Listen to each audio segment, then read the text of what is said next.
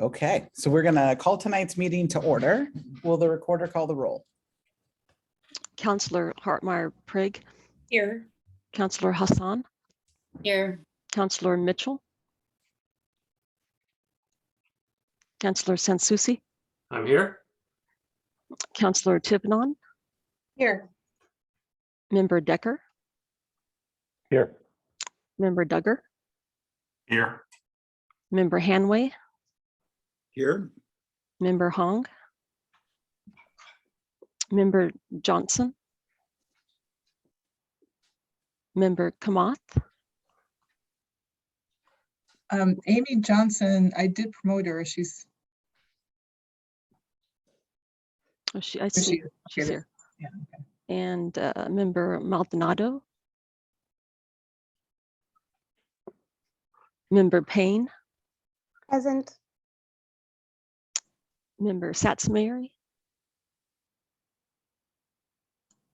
Member Udata. And Mayor Beaty. Here. Okay, since we do have a large crew of noobs, and instead of going around doing that same thing and saying everyone's name again, if you could drop into the chat your name, how long you've served on the budget committee, and like what your day job is, just that way we kind of understand who's in the room and you could read through those in this next couple part here. We do need to elect officers, a chair, a vice chair, and a secretary. So we can take it one at a time or as a slate. I'm open to either one. Anyone chomping at the bits here? I might suggest, if we're open to it, to have Mr. Duggar continue as the chair for this, since we are kind of in mid-process and we have a lot of new members. So it might be good to kind of witness John be the chair one more year and take note, but I'm open to other suggestions. I will happily nominate John to be the chair. Obviously, people can nominate others, but I'll start with John. John, as you're eating dinner, would you accept a nomination? With my mouth full of food, I will accept the nomination. Thank you. Cool. Perfect timing. Perfect, perfect. Do we have any other nominations for chair? All right, so seeing no other nominations, any discussion? Do we need an official vote or can people just wave their hand? If you don't mind, yes, an official vote would be. Well, that will be you. You call the roll and make the vote. Go ahead, Joanne.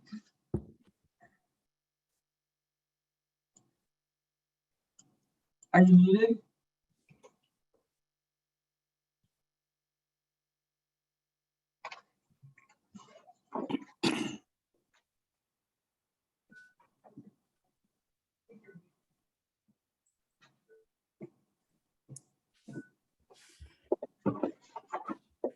Okay, let's try this again. Counselor Hartmeyer Prigg. Yes. Counselor Hassan. Yes. Counselor Mitchell. Counselor Sansusi. Yes. Counselor Tivenon. Yes. Member Decker. And I say yes, but point of order, I think I'm a non-voting alternate member. Okay. Member Duggar. I'll abstain. Member Hanway. He is also an As alternate. I'm an alternate, I don't believe I can vote. Okay, correct. Member Hong. Member Johnson. Yes. Member Kamath. I don't think he's here. Member Maldonado. Member Payne. Yes. Member Satsmary. Member Udata. And Member or Mayor Beaty. Yes. Okay, next we will take nominations for vice chair. Considering I only see one prior serving nomination here, I would suggest that we ask Dave to be the vice chair, but I'm open for suggestions. Anyone else chomping at the bits? Dave, would you accept the nomination to be the vice chair? Sure. You drew the short straw tonight. You're the only returning member that came, so welcome. I'll formally nominate Dave to be the vice chair of the budget committee. Second, anyone have a second? I'll second the nomination. Counselor Hartmeyer Prigg, any discussion? All right, let's do this roll call again. Counselor Hartmeyer Prigg, Yes. Counselor Hassan, Yes. Counselor Mitchell, Counselor Sansucci, Yes. Counselor Tivnon, Yes. Member Duggar, Yes. Member Hong, Member Johnson, Yes. Member Kamath, Member Maldonado, Member Payne, Yes. Member Satsmary, Sure. I don't know if I can vote for myself, but You can Yeah. always vote for yourself. I don't know why John didn't. Member Udata, and Mayor Beatty. Yes. And for like a point of clarification, are we constitutionally required to have a secretary since we literally have a paid staff person that fulfills this role? What does this do? Generally, the secretary monitors the public testimony to ensure that they stay within the 3 minutes. And Madam Chair, Madam Mayor, this Yes. is, we do need to have a committee member be the secretary elected. Okay, well, it seems like we need a secretary for this position that does nothing, but who would like it? I can nominate Board Member Payne to that position. Okay, Second that. Board Member Payne, would you accept the nomination? Yes, I accept. Okay. Any discussion? Seeing none, will we call the roll again? Counselor Hartmeyer Prigg, Yes. Counselor Hassan, Yes. Counselor Mitchell, Counselor Yes. Sansucci, Yes. Counselor Tivnon, Yes. Member Duggar, Yes. Member Hong, Member Johnson, Yes. Member Kamath, Member Maldonado, Member Payne, Yes. Member Satsmary, yes, Member Udata, Mayor Beatty. Yes. Okay, so we're gonna have a couple opening remarks tonight before we get going and before I officially hand the baton over to Mr. Duggar. I want to start by thanking our new city manager for bringing us a budget during a really considerably hard time as both coming new into the job, stepping right in, creating a balanced budget, helping us work through what was a bit of a structural deficit. And I don't think really the community and, sometimes we realize how incredibly hard it is to do that. Because we're talking about people, we're talking about services. It's not just numbers on a sheet and making it work and really thinking thoughtfully through council priorities. What's important to the community, what she's hearing from us. So to deliver us this budget this quickly in this capacity, I think is really awesome. I do know, though, we have bailed ourselves out of quite a big hole because of ARPA funding. And so I am concerned about what future years look like for us. The job of the budget committee kind of going forward, I think, is going to become a little bit tougher as we wrestle with some questions around funding and how we operate and how we do things. But for this year, I've been really pleased with the budget and the outcome. So I just want to thank Jenny for that. It's always the unsung heroes behind the scenes that get it. So as we kind of dive in tonight, keeping in mind that this is a balanced budget and we're going to have hard discussions in the next few years. We've also designed all of our kind of nominations for budget committee, our new members and our non-voting members, knowing, Mr. Duggar was elected to city council. We have had some people leaving. This is going to give us a pretty stable budget committee for a few years, which is really important when we're going through and how long it takes to understand the budget and where we're at. So kudos to the team, everyone applying. Thank you to our members who accepted non-voting roles and came in this time as training members so they can fulfill that role next time. This is just extra community service. So I want to thank everyone for doing that, knowing that we need a little bit of stability within our budget going forward. With that, I'd also like to welcome the council president if he had any thoughts. Thank you. Just a few, because I know we want to get started on all of this.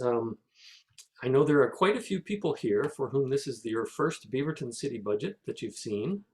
It's exciting to see this for the first time, and there's quite a few for whom this is your second or perhaps your third Beaverton City budget. This is my 14th, and it's really weird to think of myself as an old timer because these budgets are just still feel as fresh and tasty as ever.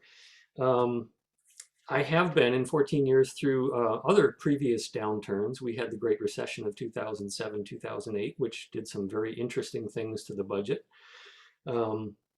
And shortly, right around that time, we were doing things like buying the Beaverton building and starting up the preliminary work for the Urban Renewal District and all kinds of interesting and complicated things like that, just like we're doing right now, which is really fascinating.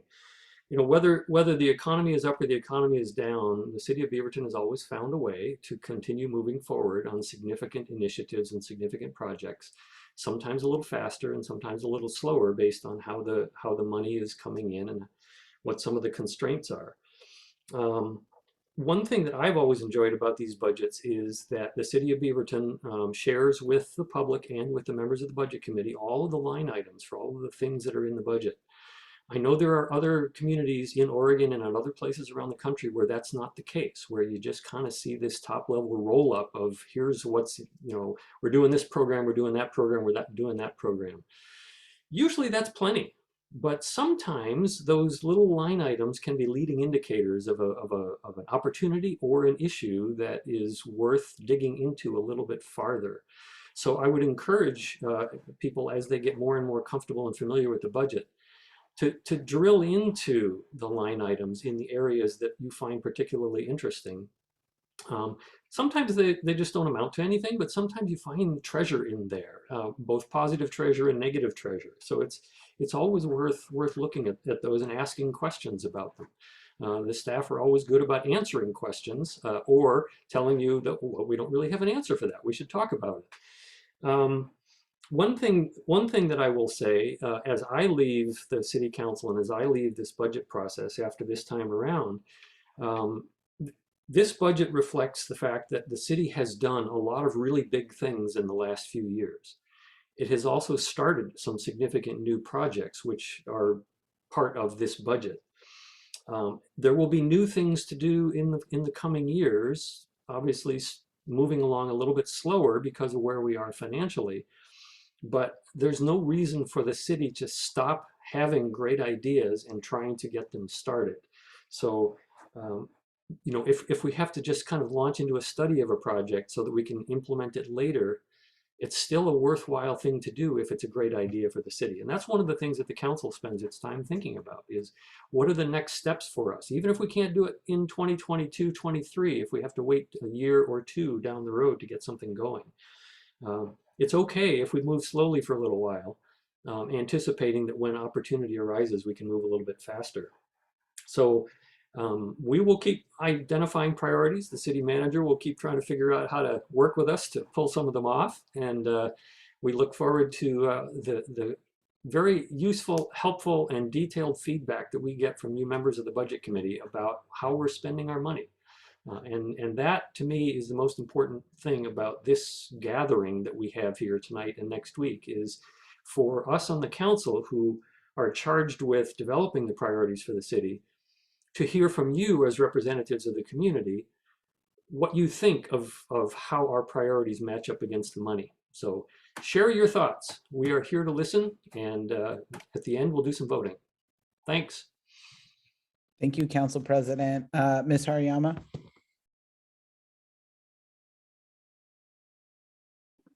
Mayor, did you want Chair to speak? Yeah, Sure. Mayor, you can't Yes. skip me. I was gonna let you go last, but since you guys are running the meeting, go ahead, Chair. How dare you? No, thank you. I don't need to speak very much. Just welcome to the new members. What you're doing is really, really important to the community. Validating the numbers is our most important role. Leave the policy decisions to the city council, but certainly give them input. But just know that your role is validating numbers, questioning things. We've got an amazing staff here who will get in the weeds with you and get nerdy with you. And that's what I love. One of many things I love about them. But thank you to all the people that are showing up tonight. This is hard work. I really appreciate it. Manager Jenny. All right, well, thank you. I will share my screen.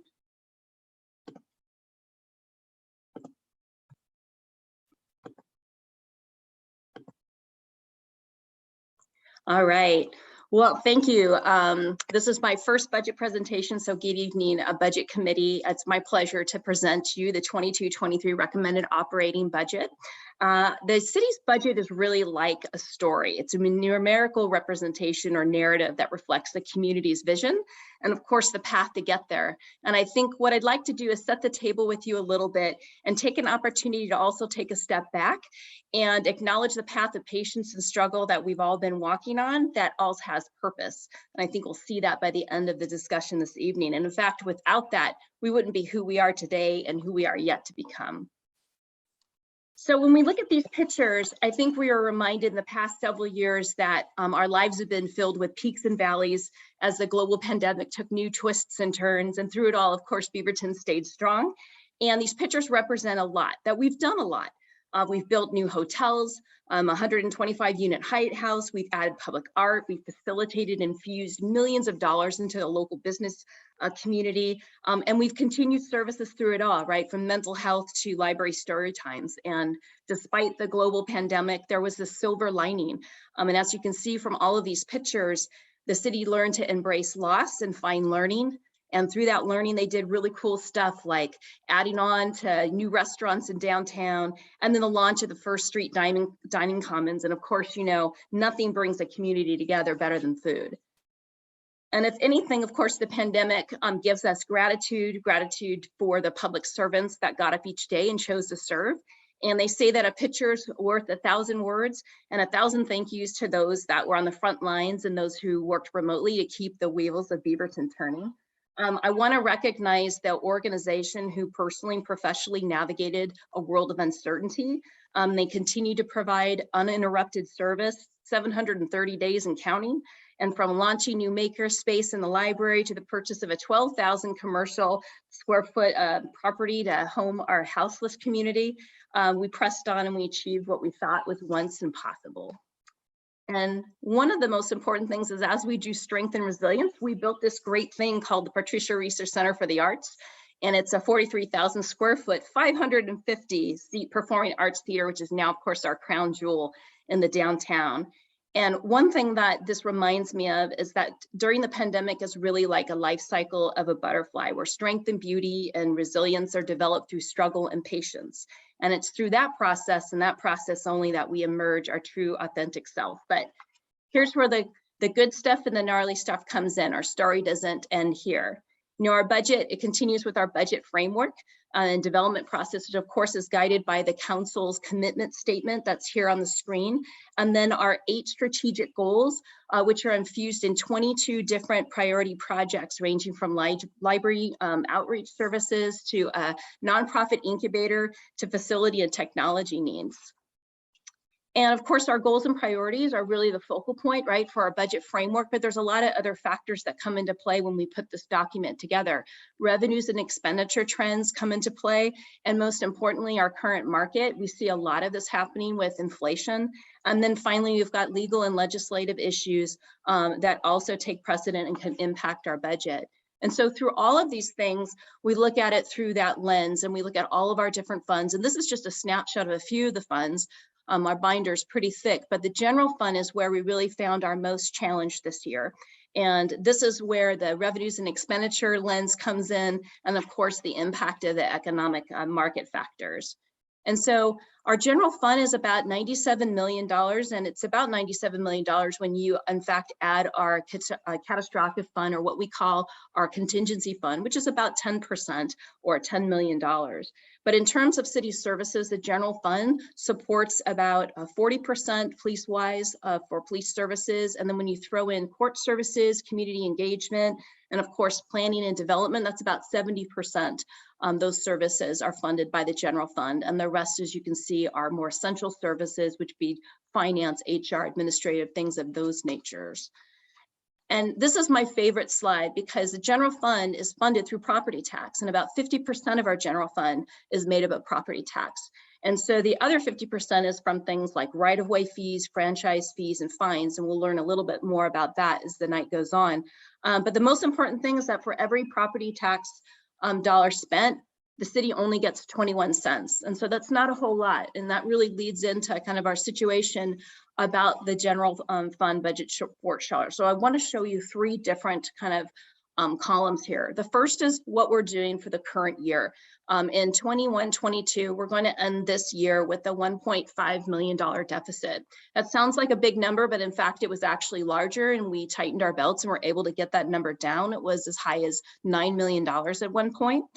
We are correcting that with general fund fund balance. And so we will be able to rectify that at the end of this fiscal year. But moving into 23, it looks a little different. We've got slightly larger deficit, about $7.4 million. And we're proposing a number of corrections to resolve that. One, and you'll hear later, is $6 million of ARPA, infusing that to stabilize our reserves and our fund balance, followed by another $500,000 of ARPA dollars.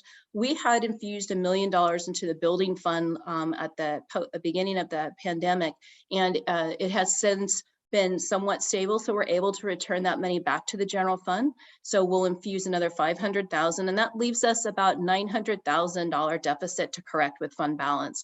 And that's what we're proposing to do. And the reason why we're taking this one-time money is that's going to buy us some time so that we can be really introspective and intentional about doing some planning this next fiscal year to correct what is more significant. And if you look at the 23-24 budget, we're looking at a potential $9 million deficit. And so we want to make sure that we are not spending our entire fund balance to close this, because that's not prudent. And we know that it's going to require a combination of things, from revenue enhancements to potential service reductions to some fund balance to correct our situation. But this reason why we're in the situation here is really due to kind of these four issues. And one is the pandemic revenue loss. Actually, over the past 4 years, we've lost almost $11 million in revenue. And over the past 2 years, it's been almost $6 million. And that's strictly due to the pandemic. But there's been other factors that have impacted us. We've lost Comcast broadband revenue to the tune of $1.2 million. And that actually is a legal situation. And hopefully, if we are able to prevail, we may be able to get that money back in perpetuity, but we will need to wait and see. Inflation, of course, has really impacted our expense side. We've also felt it on the wage side as well. And then healthcare. Kaiser has remained stable, but Moda Healthcare has gone up, and it's about $240,000 in addition to our budget this year. And this is just a snapshot of what our forecast looks like. This is a 10-year forecast. It shows pre-pandemic numbers and also what it looks like in the out years, about 5 years out from the current year budget. And I'm going to orient you to the top two lines. So the top light blue horizontal line reflects your revenues, and the dark blue is your expenses. And as you can see, the current year, it peaks up, and that's the infusion of ARPA dollars coming in. And then, of course, it goes down in 23 because we would have spent that. And you can see that gap in between at the peak. That's the $5.1 million gap that we're facing this year that we're closing with fund balance. And as it comes down in 22-23, it looks like it's corrected, but it's not. That's that $900,000 that we're going to close with fund balance there. And I want to note that this forecast is an uncorrected forecast. So as you look in the out years, you can see those two blue lines getting a greater and greater separation. And that is a deficit that grows and grows if it remains uncorrected. And then if you look at your bottom lines, your light green horizontal line is your target reserve line, and that needs to be around 10 or 11% of expenditures. And then your dark green line, of course, is your fund balance decreasing. And that's assuming that you're using your fund balance in order to correct your deficit. And of course, we want to stop using our deficit to correct ongoing issues. We need to make structural permanent changes, and that's what we plan to work on this next fiscal year. And so this is just really what that chart looks like in big numbers. And so you can see that starting in 23-24, in the next 5 years, if uncorrected, it goes all the way from $9 million to $13 million. And then your deficit goes into the negative. And again, this is what it looks like if it's uncorrected, and reliance on your fund balance is not a sustainable, permanent process that we want to undertake over the next several years. We need to find permanent solutions. But on the positive side, we are continuing to invest in this community to the tune of $24 million. We have been successful in obtaining state and federal earmarks. We have ARPA dollars coming in. We've been awarded affordable housing grants and also houseless funding. And so I've listed a number of these initiatives that the city council has pressed on and moved forward with. And these things are transformational. And kind of going back to that analogy with the butterfly, you know, as it's in its cocoon, you're not sure what's happening, and it's incubating. And this is what we're doing with a lot of these projects that are going to pay dividends for the community over the next decade. So with that, I just want to remind you as we leave this conversation and move on to more detail that, of course, the wings of transformation are born out of patience and struggle. And without that, we wouldn't be able to be as transformative as we are. So with that, I'd like to thank you for your time, and I'd like to turn the presentation over to Susan Cole and Patrick Leclerc.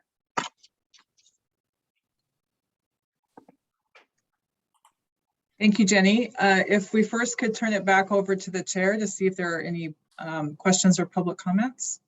Thanks, Susan. Open the floor for questions or comments. If you would like to speak, please type your name in the chat box, or if you would prefer, we can use the raise hand, but that tends to get out of order. It's hard to keep up who's first and whatnot. So I prefer the chat. If you would just type your name in the chat. We'll give it 15 seconds if we don't see your name. Amy Johnson, do you want to take the floor and ask your question, please? Sure, thank you, and thanks for the presentation. Can you speak a little bit more about what else drove the revenue loss? I know you mentioned a few items, but is there any more that you can say in addition to what you already covered regarding that $6 million? Well, the $6 million actually is ARPA dollars, and that's what we're recommending to help shore up the gap. But in terms of revenue loss, actually, Patrick and Susan have a general fund summary overview, and they're going to really get into those numbers and be able to comment on that. Great, thanks. Cool. Thanks, Amy. I'll recommend Member Decker. Thanks. I have a question regarding the, I believe it was the second to last slide, the return on investment slide. I saw one of the bullet points there was home ownership. And I'm just wondering, is that referring to a specific city program regarding home ownership or general promotion of home ownership? Yeah, we have a number of programs, external programs that we invest in, Proud Ground and some others. And so the council had made some ARPA investment decisions with their first tranche into some specific programs. And then we also have internal ones. And I believe if you want those specific names, if Cheryl Tweedy is on the line, she can actually tell you the names of those if you want more detail. Good evening. Cheryl Tweedy, Community Development Director. I think we'll get into a little more detail next week during the Budget Committee meeting, but essentially our two main providers of home ownership services are Proud Ground, as Jenny mentioned, and also Welcome Home Beaverton, which is a down payment assistance program that we fund. Yeah, the bulk of our, thank you. Yeah, the bulk of our affordable housing efforts really focus on rental housing. Thank you. Recognize members at Mary. Yeah, real quick question about your reserve number, the 10 to 11%. When I was at the University of Washington, we came up with 7.5%. So how did you come up with the 10/11%? That's actually on the low end of the existing budget general fund policy. And actually, you'll find that when you look at GFOA, which is a national financial institution that has best practices, it's a real gamut in terms of what that number is. It's individual for each city. They can be as high as 50%, mid-ground for like 16. So right now we're trying to find something that is going to provide that level of stability and is also consistent with what we have in terms of a budget document policy framework. But it also has been as high as 17%. So Patrick can probably weigh in a little bit on that when he gets into the general fund discussion. But rule of thumb, it's really what each city is comfortable in. I would not personally recommend anything lower than 10%. I actually think 10% is too low based on my financial background. And I'd like to see actually us to have a contingency fund of at least 10% for economic stability and then a 20% for catastrophic issues. And I think we'll have to develop a policy and a plan with the council of how we want to actualize that. Thank you. Member Camus, you're up. I have a question on one of the items on which the ARPA funding was spent, and that refers to declets. What exactly are declets? It's a 230K funding for declets. Cheryl, do you want to talk a little bit about our Open Air Beaverton and that program? Yes, I'd be happy to. For the last couple of years, we've operated an Open Air Beaverton program, which really supports restaurants and providing outdoor dining opportunities for their patrons. We operated it during the emergency period under special regulations, but now that the emergency period is over, we have formally adopted changes to the city code to create a permanent program for outdoor dining, both on street, in parking slots, as well as in private parking lots, taking away some of the parking spaces. So the $230,000 specifically is a grant program to support small businesses to do design work, and then a grant, a matching grant for the capital construction costs of those decklets or those outdoor platforms in which restaurants provide outdoor dining opportunities. Thanks, Cheryl. You're welcome. Thanks, Cheryl. Member Odata, you're up.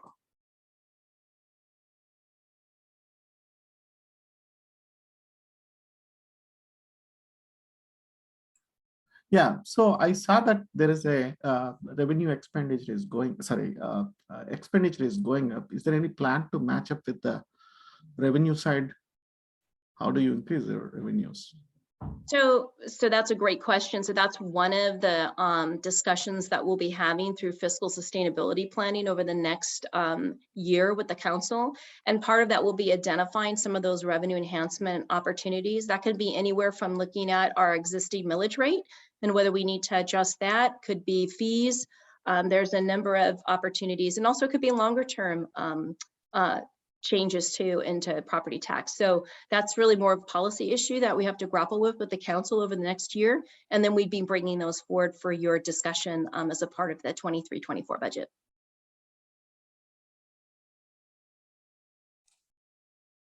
Member St. Mary, back to you. One other general question. I'm sorry I have so many questions. You've got a lot of revenue streams coming into the budget. Have you thought of additional revenue streams, not revenue enhancements, but different streams of revenue coming in? Yes, that's going to be on the table too.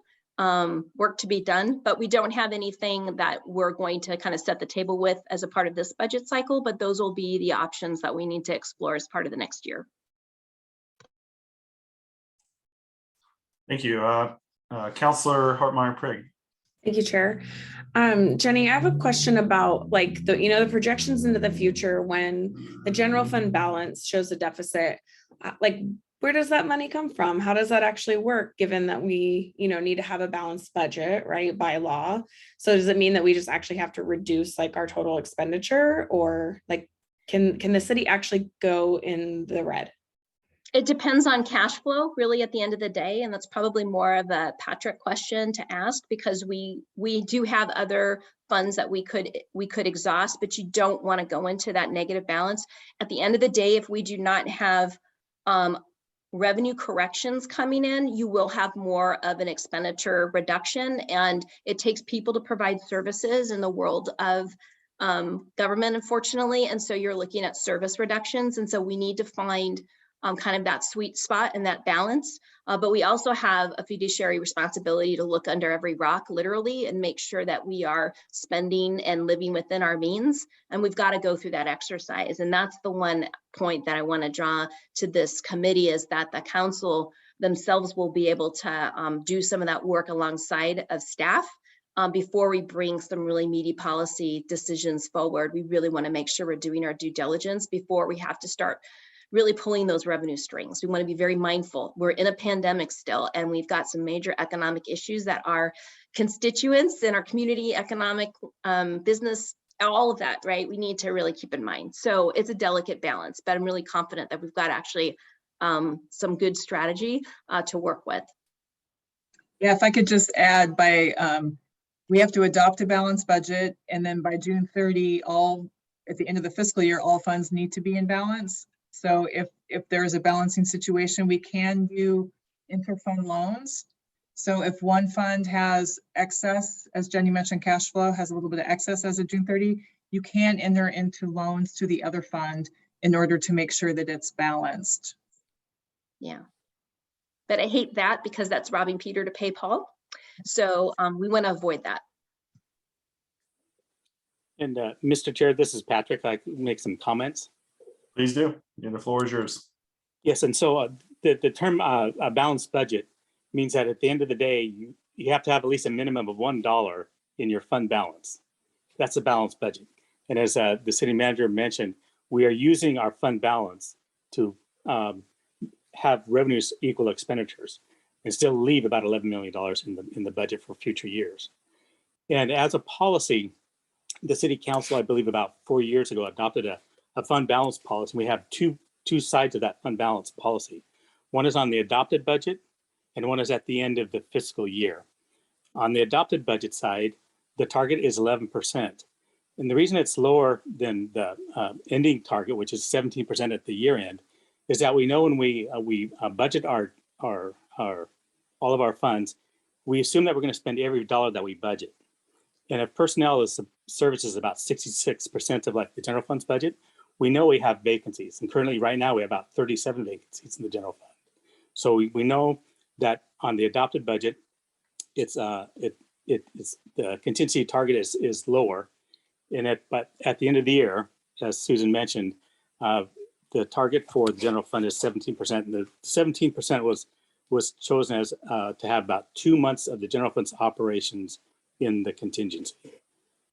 And since we've adopted the budget, we have not, in all the years we've met the 11% contingency, except for this year. And that was a choice of the budget committee, because I wanted to mention that during the pandemic, the city did not lay off any staff. We kept our services going 100%. We pivoted to remote work, and we had additional leaves that were granted for helping our families go through the COVID processes. So I think we're one of the few cities that didn't do layoffs or furloughs.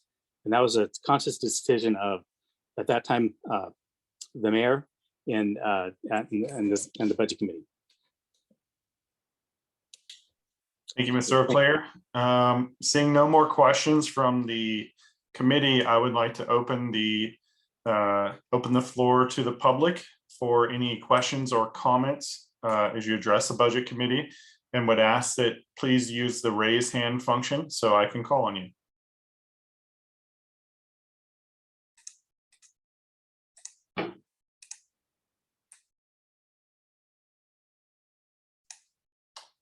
Just to clarify, I'm not seeing any. Is anyone else seeing any? Correct. I am not seeing any either. Okay.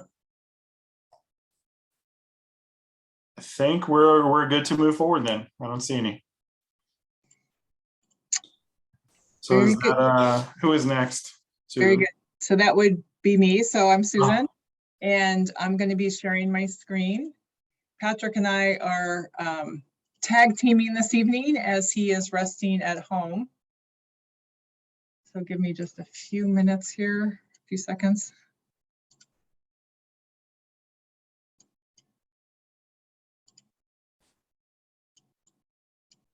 Okay.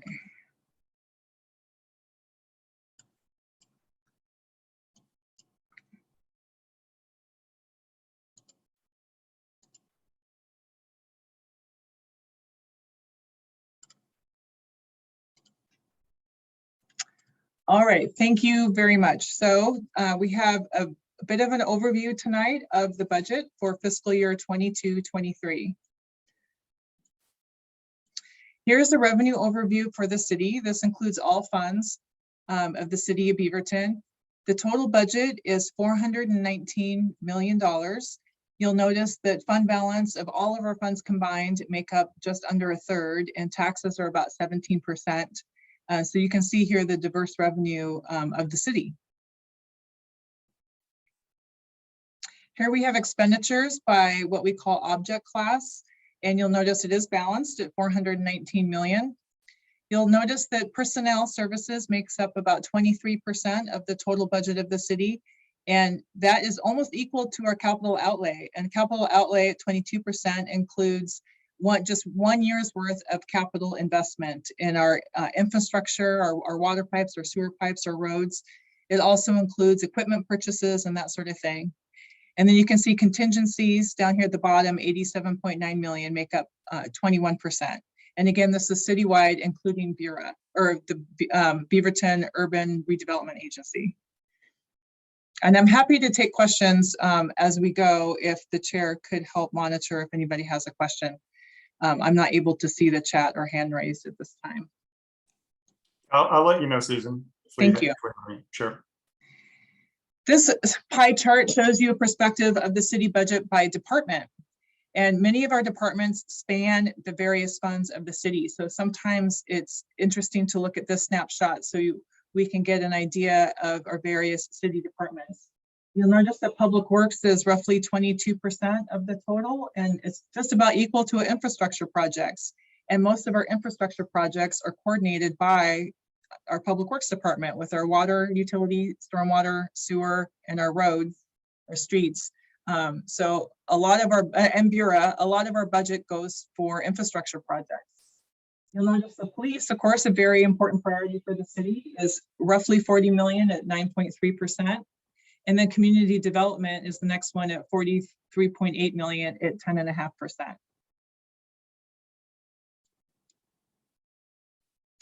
This snapshot here just shows you the change from year to year. So we start on the left-hand column with the title of the revenue classification, and then we have the 22 budget compared to the 23 budget that's before you this evening with the dollar change and then the percent change. For example, for property taxes going up 2.9%, the driver of that is assessed valuation. So as assessed valuation grows, of course, our property tax will grow. For taxes and franchise fees, there are other taxes. Those are based on the revenues from those utilities that use our right of way. So as those revenues grow, this particular line item will also grow because we do charge against the net revenue of those utilities. Intergovernmental, that is largely from our ARPA in that change there. So we had a large one-time infusion in fiscal year 22, and that has been spread out throughout the budget then in fiscal year 23. For permits and fees, we are restructuring our planning fees, and so that is causing this revenue item to go up. We're also going to realize a little bit more in our transportation development tax and our water system development charge account line in that category. Charges and services category mainly represents our utility funds, and we do have a little bit in there for charge outs for our medical and dental premiums, and that explains the jump up in the charges for services is mainly driven by our utility funds and projected rate increases. The fines and forfeiture category is mainly our court, our municipal court, and the change there is aligning our estimated actual with budget. So we are adjusting our budget downward, and that is a recognition that court fines and fees are not coming in as we had anticipated. So we're realigning that budget to line up better with the budget. For interest, income, and miscellaneous, the largest driver there is our interest earnings. That goes down as our fund balance changes. The interest rates have actually jumped up just slightly. We went from, for example, 0.65% to 0.75% interest, but it is based on the fund balances and the money that we have. And so that's a little bit going down a little bit. And Susan? Yeah. This is Patrick. The main driver for the $7 million deficit is this year was the last year of all the contributions for the PRC donation program. So it includes almost about $7 million of campaign donations that we classify as miscellaneous. Right, I missed that note. Thank you, Patrick. Our major donors, yes. And we also had a PERS reserve infusion in 22 that is not repeating in 23. For interfund transfers in, this is also influenced by the major capital projects, closing out the Public Safety Center, the City Park Fountain one-time water bond money, that sort of thing. And then lastly, the proceeds from financing activities. That major difference there is we did issue bonds late in 22 that is not recurring again in fiscal year 23. On the expenditure side, this snapshot shows you the same idea, the change from the 22 budget to the 23 recommended. You'll see personnel is going up roughly 4.3%. That encapsulates our cost of living, our merit increases, our fringe benefit increases, all those increases net out to about 4.3%. For the materials and services, you'll notice that's going down roughly 17 million. We had a one-time Metro affordable housing expenditure in fiscal year 22 that we removed for 23. Again, some of the ARPA money was one time, and then other miscellaneous one-time expenditures that are coming out of that account or that classification. For capital outlay, that's going down roughly 25%. And again, that represents project completion of the PRCA, the public safety building, that sort of thing. Fiscal year 22 was a busy year for a lot of our major projects. For debt service, that's going up roughly 24%. That represents a lot of the new debt taken on by the water utility. And then interfund transfers are going down. And that, again, is how we're accounting for ARPA. And it's also removing some one-time funding for the general fund for our capital program.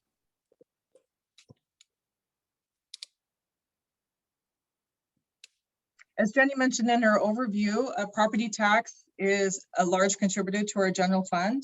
Property tax is based on assessed valuation. We are assuming the property tax will grow by 4% into the next budget year. That has two different components. It has an urban renewal component. We're assuming will grow by about 12% within its boundary. And then we're assuming the rest of the city will grow at a net of 3.73. Our tax rate for operations is remaining the same into fiscal year 23 at roughly $4.23 per thousand of assessed valuation. Our permanent rate, as a reminder, is $4.62, and each penny of increase will raise roughly $110,000. We also have a small tax rate for our general obligation debt. You'll see that tax rate there is just under 20 cents. And then there's a table there that shows you the change from year to year. You'll see that our operating tax levy is staying the same. And then the tax levy for debt is growing just a bit. And that is on purpose. We did plan our debt for our geo debt around that because assessed valuation does grow every year. And the plan is to have those debt service payments capture that so that our debt service tax levy remains more or less the same as the assessed valuation grows. Susan, we have a question. Yeah. Member Zatmiri, I'll recognize you. Sorry for all the questions here, but I saw somewhere in the packet that the population in Beaverton actually is kind of going down, though there's some dispute about the actual numbers. Mm-hmm. How will that affect the property tax numbers? It does not affect the property tax numbers. It would affect gas tax and some of our other state shared revenue for liquor tax and cigarette tax. Property tax in Oregon is mainly based on assessed valuation. And under the Constitution, it can grow 3% per year plus new construction. So if population were to fall in the way that it would impact new construction, then over time, it would draw down our property tax. But the small changes in population noted are not necessarily impacting new construction. So we're still having new houses built. We're still having new hotels, new businesses built. So far property tax is growing for those reasons, not necessarily tied to population. And we expect with all the housing growth that population will increase next year and into the future. And Susan, this is Patrick again. Mr. Zaxmary, the city's population is determined by Portland State University, and it's based upon the last census. And we do have some issues with what was counted for in Beaverton, how our population could actually reduce when we know that our population is increasing because of all the construction in South Cooper Mountain. And I know that Cheryl Tweedy and community development staff are working with PSU to see if they might do a correction to our population numbers. And that will come as a correction sometime in the middle of June, if it is enacted. Thank you. So I don't see any more questions. Susan, you're good to go. Okay, thank you. Just some notes about personnel in the budget. So as I mentioned before, our personnel services are increasing 4.3% over the fiscal 22 budget. And we are adding a net of 2.4 FTEs. And as Jenny mentioned, our benefit rates are increasing on the MODA side, but Kaiser and our dental is remaining pretty stable. For PERS, our public employees retirement system, we are in the middle of a biennium, so the contribution rates are stable. We do expect them to change July 1st, 2023. We don't exactly know what that will be yet. And you can see here by this table, the percent of salaries, not number of employees, but the percent of salaries in each tier of PERS. Just some information that we thought you might find interesting. The city does have a PERS reserve. So as those contribution rates fluctuate from PERS, the city has its own reserve where we hope to smooth that over time. And so we have an internal accounting where we charge a little bit extra and squirrel that away into a PERS reserve. So to mitigate if there's a spike in those contribution rates. And in fiscal year 22, we actually did use a little bit of that PERS reserve. So you can see there in this note that we have used it on and off historically. In fiscal year 14, we used $500,000. In fiscal year 16, we used $1 million. And as I stated, the current year we're in, fiscal year 22, and the general fund used $665,000 of that.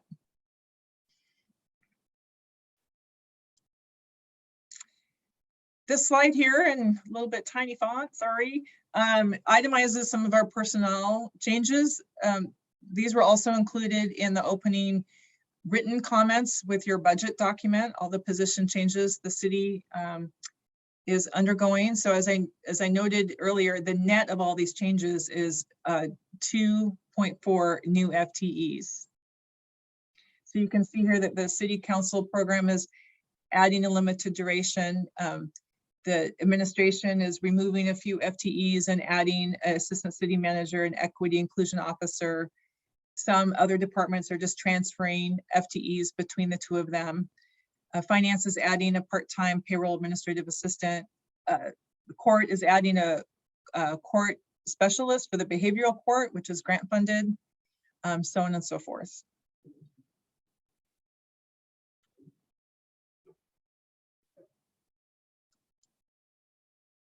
We do have a number of unfunded FTEs, and what this means is that there's FTE authority that exists within the city. So it has a job classification, it has a salary range, but what we mean by unfunded is there's no money in the budget for it. So it's a shell in case an opportunity comes up and a department wants to rearrange things, that the FTE and the classification is all set up through our HR processes, but there's no funding.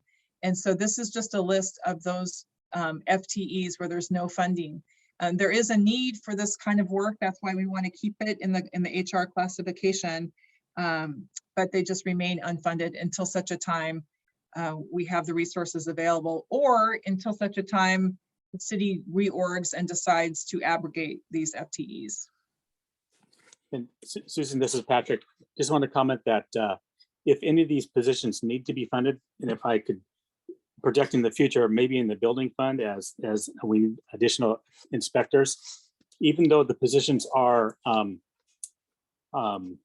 authorized, we would still have to come back to the city council to appropriate funding to pay the salaries for those positions. So it would always come back to the city council for approval to do additional hiring of these unfunded positions. Thank you. Thanks, Patrick. And then just a note on some other budget items. Accounting wise, we set up a new accounting program for the Office of the Mayor. We set up a new accounting department for city administration. The sewer and stormwater rates are proposed to increase July 1st. We do partner with Clean Water Services on these services. And so Clean Water is proposing a 4% change, and the city has a small change of 22 cents on those rates. And so you can see here in the bullets, the effective percent changes and the anticipated impact on a residential bill. The budget also assumes that we will propose a rate increase for our water utility. And you can see here we will be proposing the fixed meter increase by $1.50 from $18.50 to $20, and also an increase in our usage rate of 51 cents from $4.89 to $5.40 per CCF. And we anticipate bringing the water rates before the City Council in late August, early September. This slide just details out the ending fund balances for some of the city's major funds. And I have a note here that in fiscal year 22, when we saw this slide a year ago, 60% of the funds were not meeting their targets due to COVID. You can see here that we've improved our situation where 38% of our funds are not meeting the target. And you'll see those in the red font are the ones that are not meeting their target. So we have improved over the last year.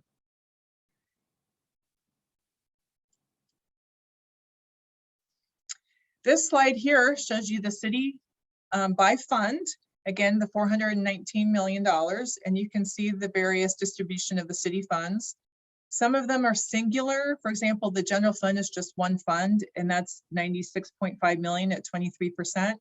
But then you'll see the blue piece of pie, which is plural, water funds at $113 million or 27%.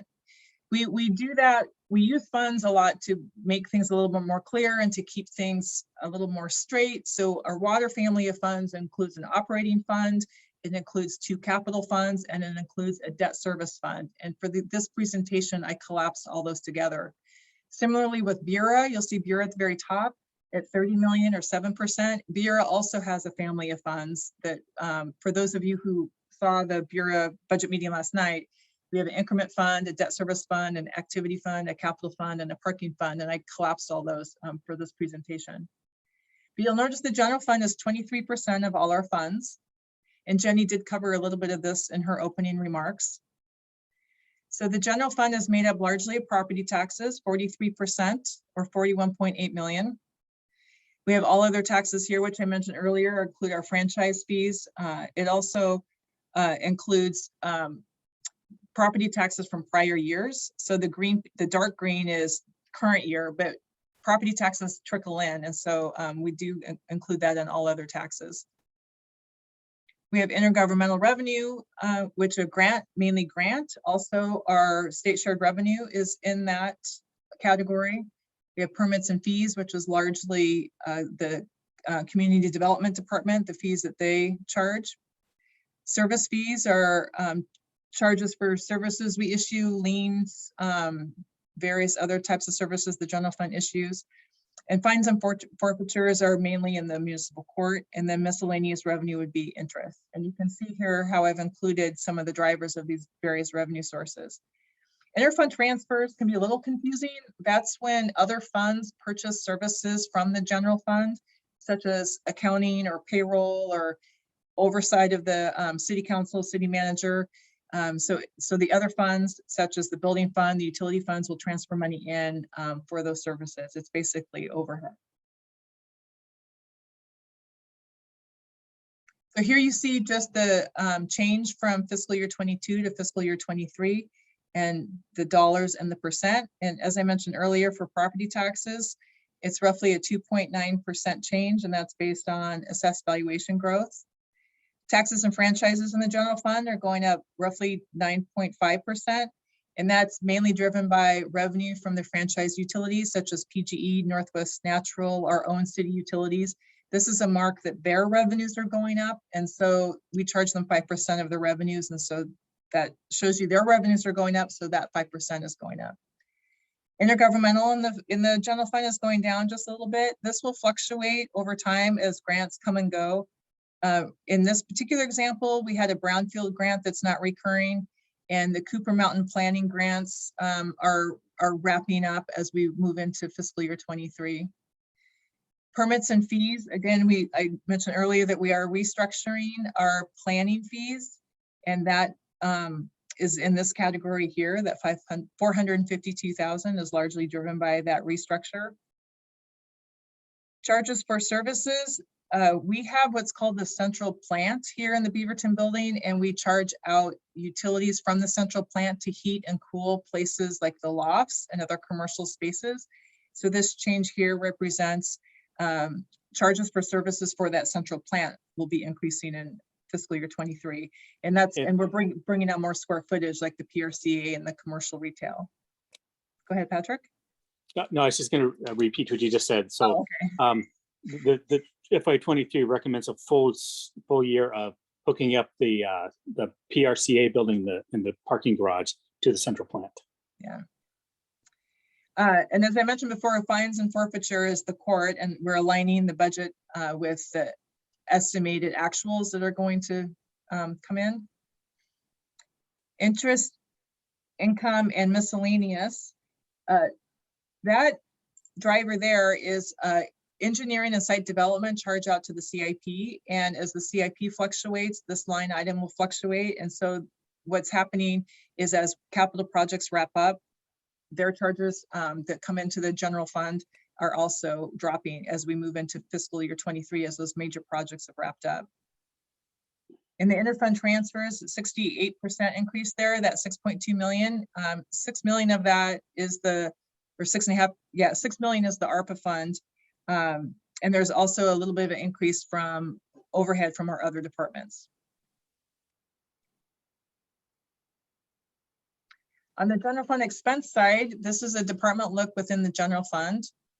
So you can see here the police makes up 40%, community development is 14% of the general fund. And then you can see here this kind of lime green slide or piece of pie rather is for a general fund contingency.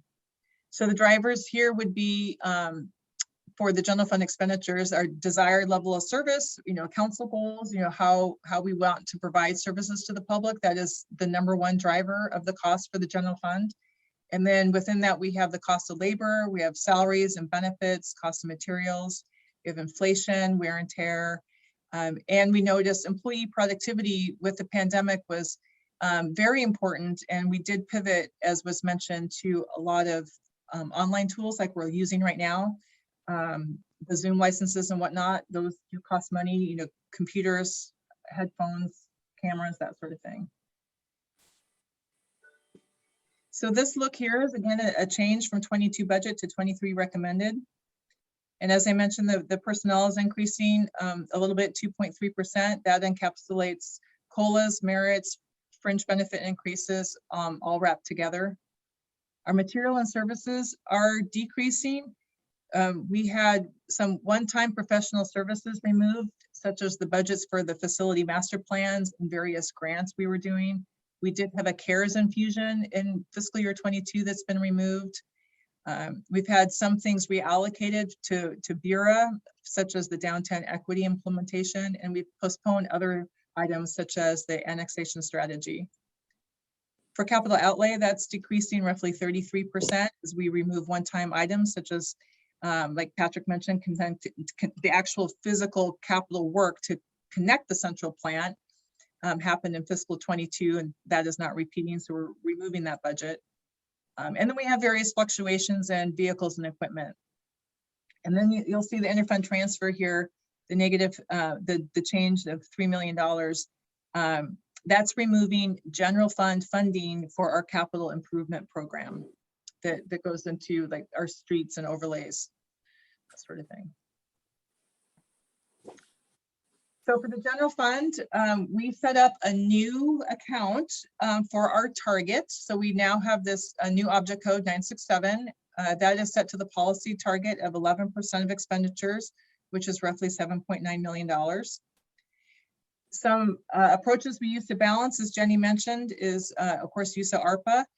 And we had a very detailed review and had many small reductions and postponements as we reviewed the budget through internal review. And we also captured 500,000 of the ARPA money that was originally sent to the building fund. We're recapturing that for the general fund. And then of course, ARPA is a one-time resource, as Jenny mentioned. It will not repeat itself next year. Susan, we have a question from member Satmary. Yeah. Yeah, real quick one. What percentage of inflation are you projecting in this budget? Inflation mainly what we hits on our capital side, and we use the Seattle engineering record for those project estimates. When it comes to materials and services, we don't necessarily budget per se for inflation. The departments would need to manage within that. The basket of goods they buy for materials and services will change from year to year. So we don't really apply in any given year a blanket inflation for that following budget. When we get to this slide here, we do assume inflation, and it's pretty straight line. I think we assume maybe a 3% inflationary factor for materials and services and utilities, and I think it's 3 or 4% for personnel to include all our merits, step increases, and also the fringe increases.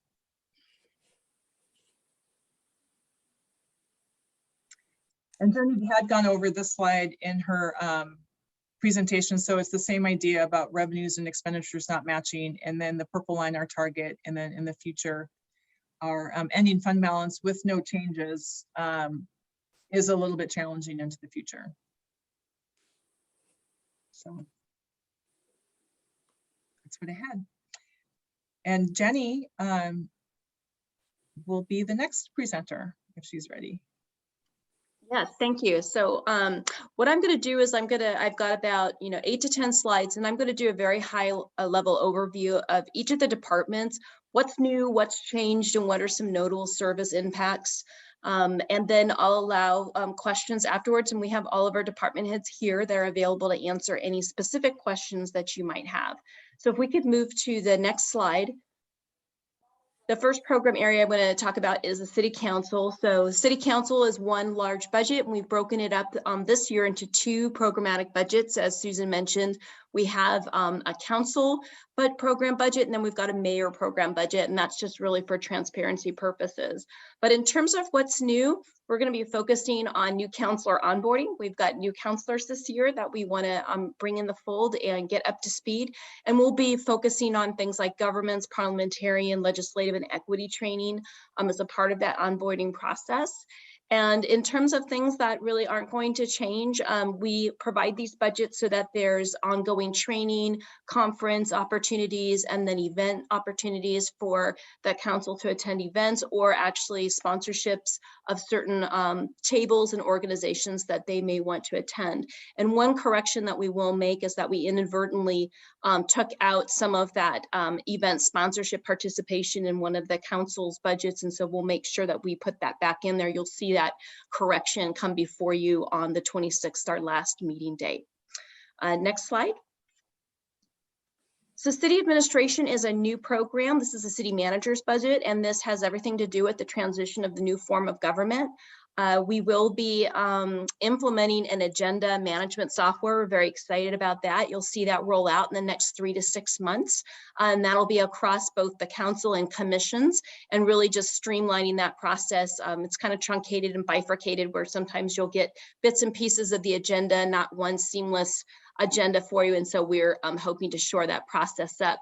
The project that we're going to be focusing on in the administration are all really related to council priorities. So you see a number of things listed from fiscal sustainability planning, which is going to be clearly the theme of next year, to information technology master planning, of course, and then you'll see another focus will be the onboarding of new counselors. But some really exciting things that I'd like to share is these are net neutral positions. And when I say net neutral positions, this means I'm not adding staff. I'm using existing positions and repurposing them for things that are going to meet the council's goal.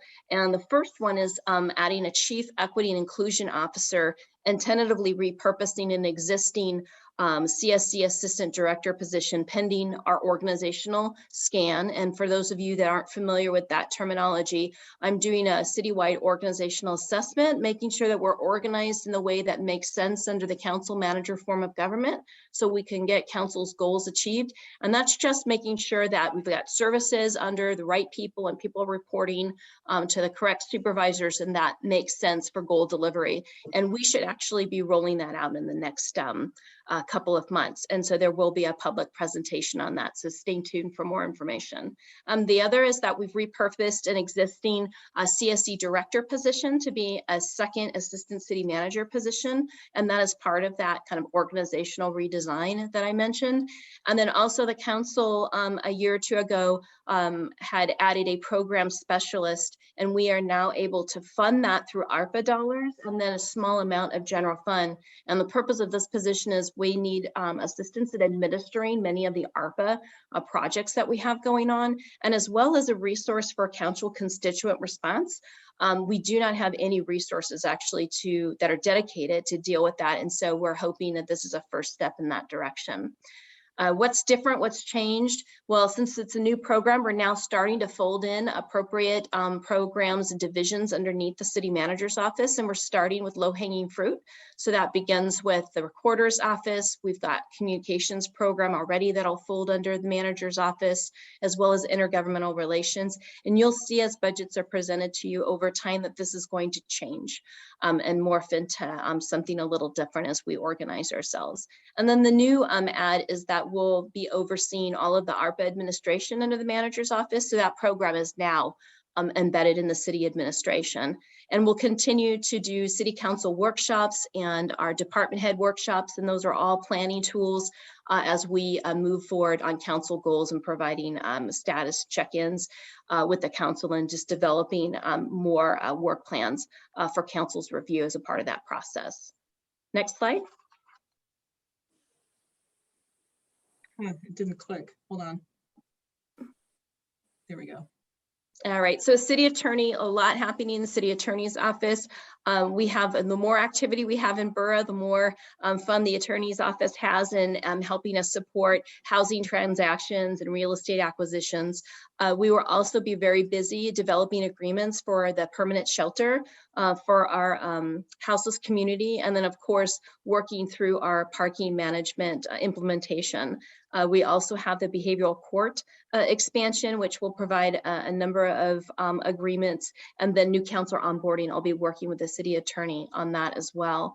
And a couple of things that are really important to note in the city attorney's office. One, when we have limited duration positions and they've expired, we eliminate them. And so we did have one in that office that's now been eliminated. It was to help manage some court transition with new software, so that's no longer needed. But one thing of note is that we're having a lot of turnover citywide. You'll notice a lot of people are retiring, or some people are transitioning out to new opportunities. And the attorney's office is actually losing 2 long-term employees, 20+ years of experience in records management and a city prosecutor. And so that's significant. So one of our goals is to try to capture as much institutional knowledge as we can before people leave. And the other thing I want to point out is that the city attorney's office has really been under-resourced for many, many years. And so some of the notable staffing impacts that we've got outlined here is just a discovery clerk, which is important, that's gone unfunded. And then of course, 2 attorneys, one on the prosecutor side and one on the civil attorney side. And so again, we just want to get that in front of the budget committee. So we know that we're going to start to work towards strategies to make sure that we're right-sizing some of the departments, because we have so many key projects that are underway that need legal support. Next slide. Community development, some of these will look really familiar for those of you that were listening in on the BURA conversation, but there's also a number of projects here that have general fund impacts and other fund impacts. The first is that we're going to continue to do pandemic relief. One of our focus areas is going to be child care provider grant program. Really important that we view those as small businesses. We have state mandated housing need analysis that we need to push forward, as well as doing some initial downtown equity strategy implementation. There's some funds in Bureau available for that, but right now there's very little resources in the general fund to carry some of those initiatives through, and that's something we're going to need to talk about in the near future, as well as you'll see a decrease in general fund dollars for affordable housing. While we have ARPA and we're using that strategically to infuse that for various projects, we don't have a lot of general fund resources towards affordable housing. I think that's notable. The other big project that I want to leave you with on this slide is we are hopefully, fingers crossed, going to be able to receive a Transportation Growth Management grant. That's that TMG grant that's pending. We should know in September of 22, and that's to help fund the city's transportation system plan update, and it sorely needs to be updated. This is a really significant investment in the city, and that grant is worth about $300,000, which is great for a project that's about $1 million project. And so if we're awarded the grant, we're recommending that in September we get funds that are allocated probably to the tune of about only $50,000 at that point. But your next subsequent years are going to be significant, where you'll be looking at least a $700,000 investment over the next 3 years. So we're hoping that we will receive that grant. So we'll stay tuned for fall. But as of right now, we don't have funds in the proposed budget before you until we know that we're actually going to be a grant recipient. And finally, just in service impacts to know about community development, we've continued to hold positions frozen in the building fund, and so the division, and that's important because it does have some service impacts. And also we've got some limited capacity on the development code. There's a number of things that the council would like us to move forward in that arena. And so we're working strategically on how we can get that work done. And then again, I already mentioned that we do have very limited resources for the downtown equity strategy, and we want to look at how we can be thoughtful in shoring up resources to get that underway. Next slide. Next slide is finance, courts, and ISD information systems. And this includes a 0.60 FTE to do some coverage and assistance and backup for payroll. This has been a long needed position for some time, and we were able to do that with a small amount of general fund dollars. A lot of water activity, about $45 million in water revenue bonds that'll be issued. So that's to support the Willamette Water Supply Program, of course, North Transmission Line, and then Cooper Mountain System improvements, very important. And we have a couple of other bond issuance planned for 2024 and 2025. We also are going to expand, of course, the behavioral court program thanks to federal and state earmarks. And then you heard Susan talk about some of the shift in expenses on the remote work and making sure that we have the tools and equipment to do that. We're also going to be supporting through a third-party vendor some AV technology so we can have the support that we need with respect to making sure that commissions can come online. We can toggle between a hybrid situation because we're not in a position to do that yet. So we're moving in that direction. And then some service impacts that are important. Since we're now having the court up and running 5 days a week, which is great, we're going to be transitioning back to pre-pandemic service levels, and that'll probably be done more incrementally. So we'll have a little bit of probably delays in court trials and whatnot as a result of that transition. Next slide. Police is really exciting because we are relaunching so many new projects and programs here. National Night Out, community academies, student academies. We're hosting a community academy in Spanish, which is great. Relaunching our victims advocate and volunteer programs as what, and also our cadet and reserve programs too. So a lot of reinvigoration in the department, looking forward to that. We've had a lot of changes. We've had 2 major retirements, the police chief, who is still on the phone to friend system and is here this evening, so I appreciate that. And then our deputy chief, and we have appointed a new interim chief that will start the first week of June. So looking forward to that. And then, of course, one thing to just keep in mind, we are still carrying training resources at the prior year level, which was already not adequate. And so we really will need to look at how do we shore up our training resources for the police department, particularly in the area of succession planning. We need to build that bench. And as we saw change happening through the chief and the deputy chief transition, we're realizing more and more that we need to start doing more investment in preparing the bench that we do have for leadership positions in the organization. Next slide. In human resources, we have a couple of things of note. We are developing an anti-racism roadmap, very excited using ARPA dollars for that. And really the focus is also to attract and retain a very inclusive workforce. And so that's one huge undertaking that the Human Resources Department is championing, as well as they were awarded $12,000 in wellness grants through Kaiser and Moda, so that is also a win. And then finally, they're doing some innovation where they're automating their processes for pre and new hires. And so trying to get people up and working as quickly as possible and just having a more efficient onboarding process for new hires. And a couple of things to note that have changed that are good things, reduced costing grievances and bully complaints. But we also, on the flip side, have seen an increase in need in reclassifications on pay equity.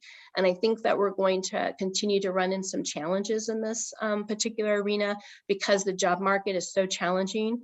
And we have to find creative ways of how do we win that candidate that has multiple job offers, and what are those carrots that are going to encourage them to come work for Beaverton. And one of that too is our stance on the anti-racist workforce, that we really want to be known for looking at things through that cultural lens and moving the needle on that. And so that's one strategy. But again, we just need to remain vigilant and very, very innovative on how we can attract qualified candidates. Next slide. One of the things that I'm really excited about in the library is that just the number of things that the library is launching. One of the most exciting is we received a grant so that we can purchase and manage through outreach an electric bookmobile. And so we'll be able to go through the community, particularly in underserved areas, and be able to provide that service. So that's very exciting. We recently launched our new makerspace. And what I really love is the new grab and go at the Beaverton Transit Center. That was really innovative of the library to innovate and bring that forward at the Transit Center. What's changed? We're going to talk a little bit more about this when we get to the library fund.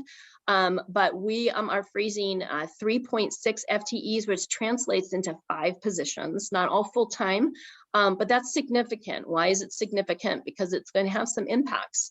We're going to see some reduced administrative support impacts that might delay on how quickly we can get projects out the door and done. We may see some backlog of materials that need to be shelved, longer processing time for materials, but the most significant one is that our hours of operation are going to be slightly reduced. Monday through Wednesday will be open until 7 p.m. instead of 8. And then we'll be open on Sunday at 1 o'clock instead of noon. So those are some changes. And a lot of that strategy has to do with shoring up our fund balance in the library. And so I'll won't go into detail, though we'll talk a little bit more about that when Susan goes over that fund with you.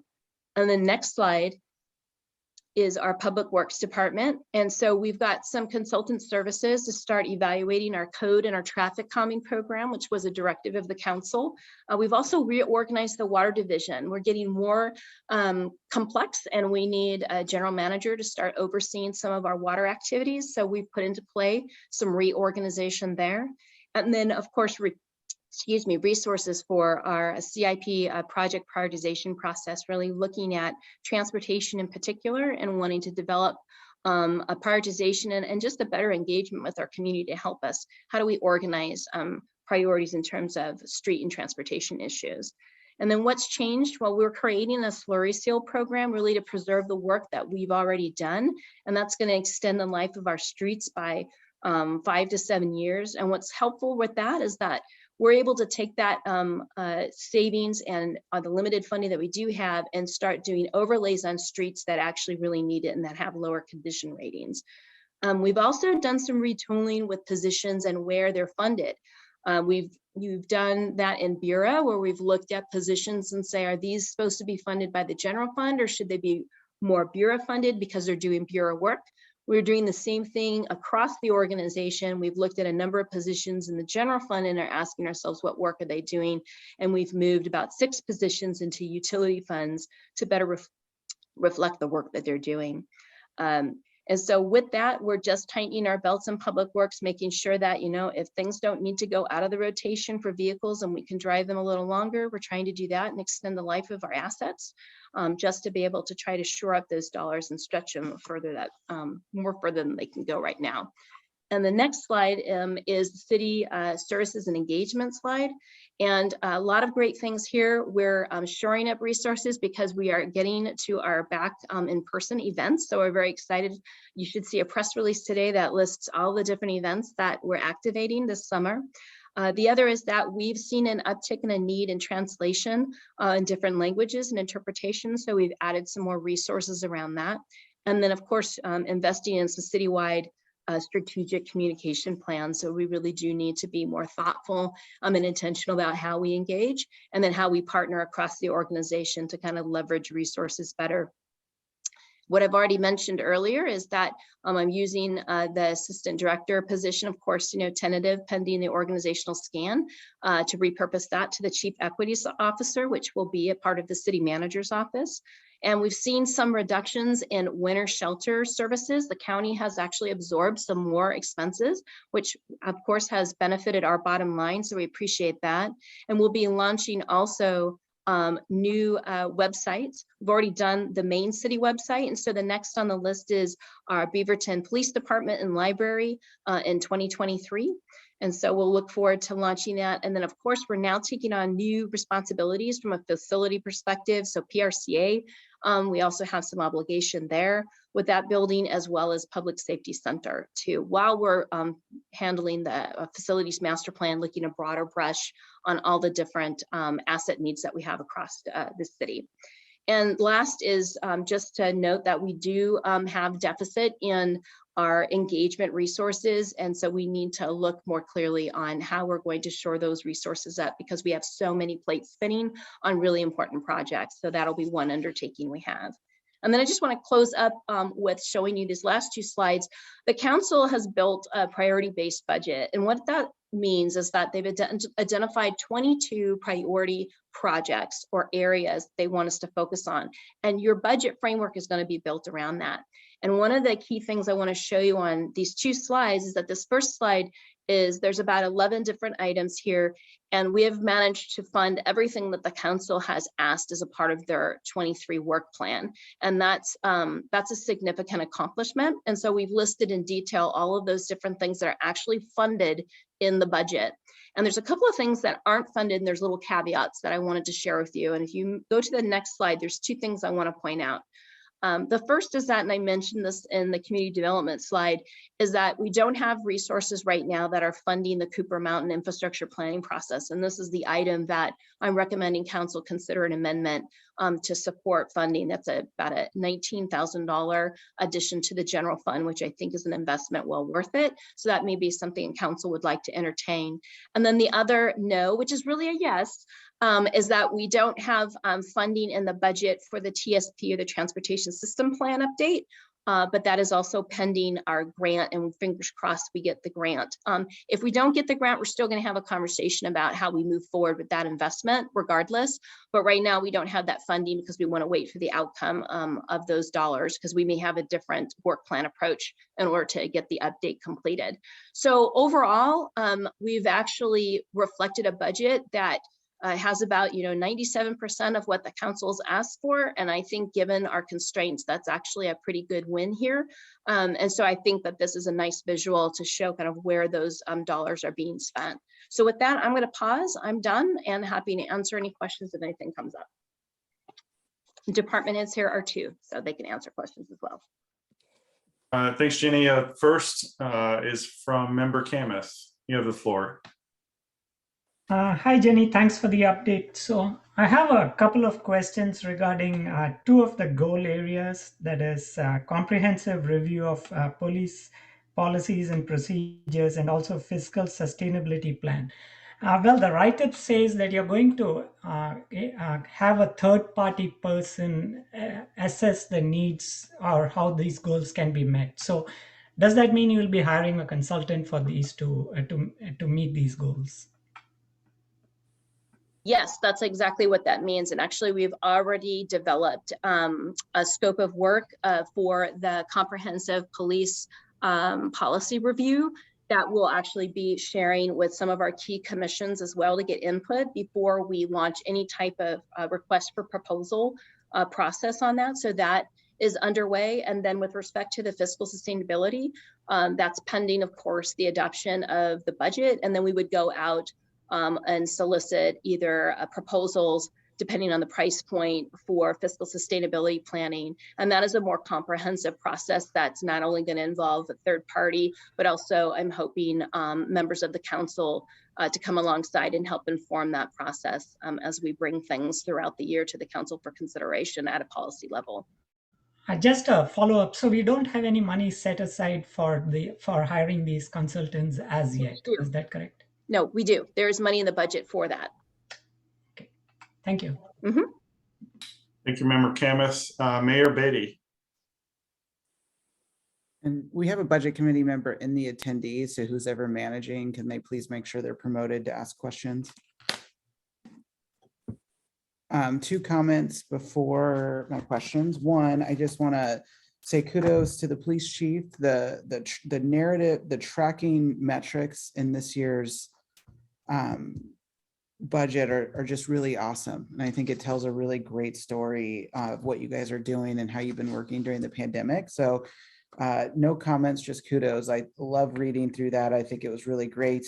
And I would say HR's narrative was really great this year, reading through the work that they were doing. So just those two stood out to me. I just wanted you guys to know people actually read that stuff and look at the numbers. And my two questions are for our city manager.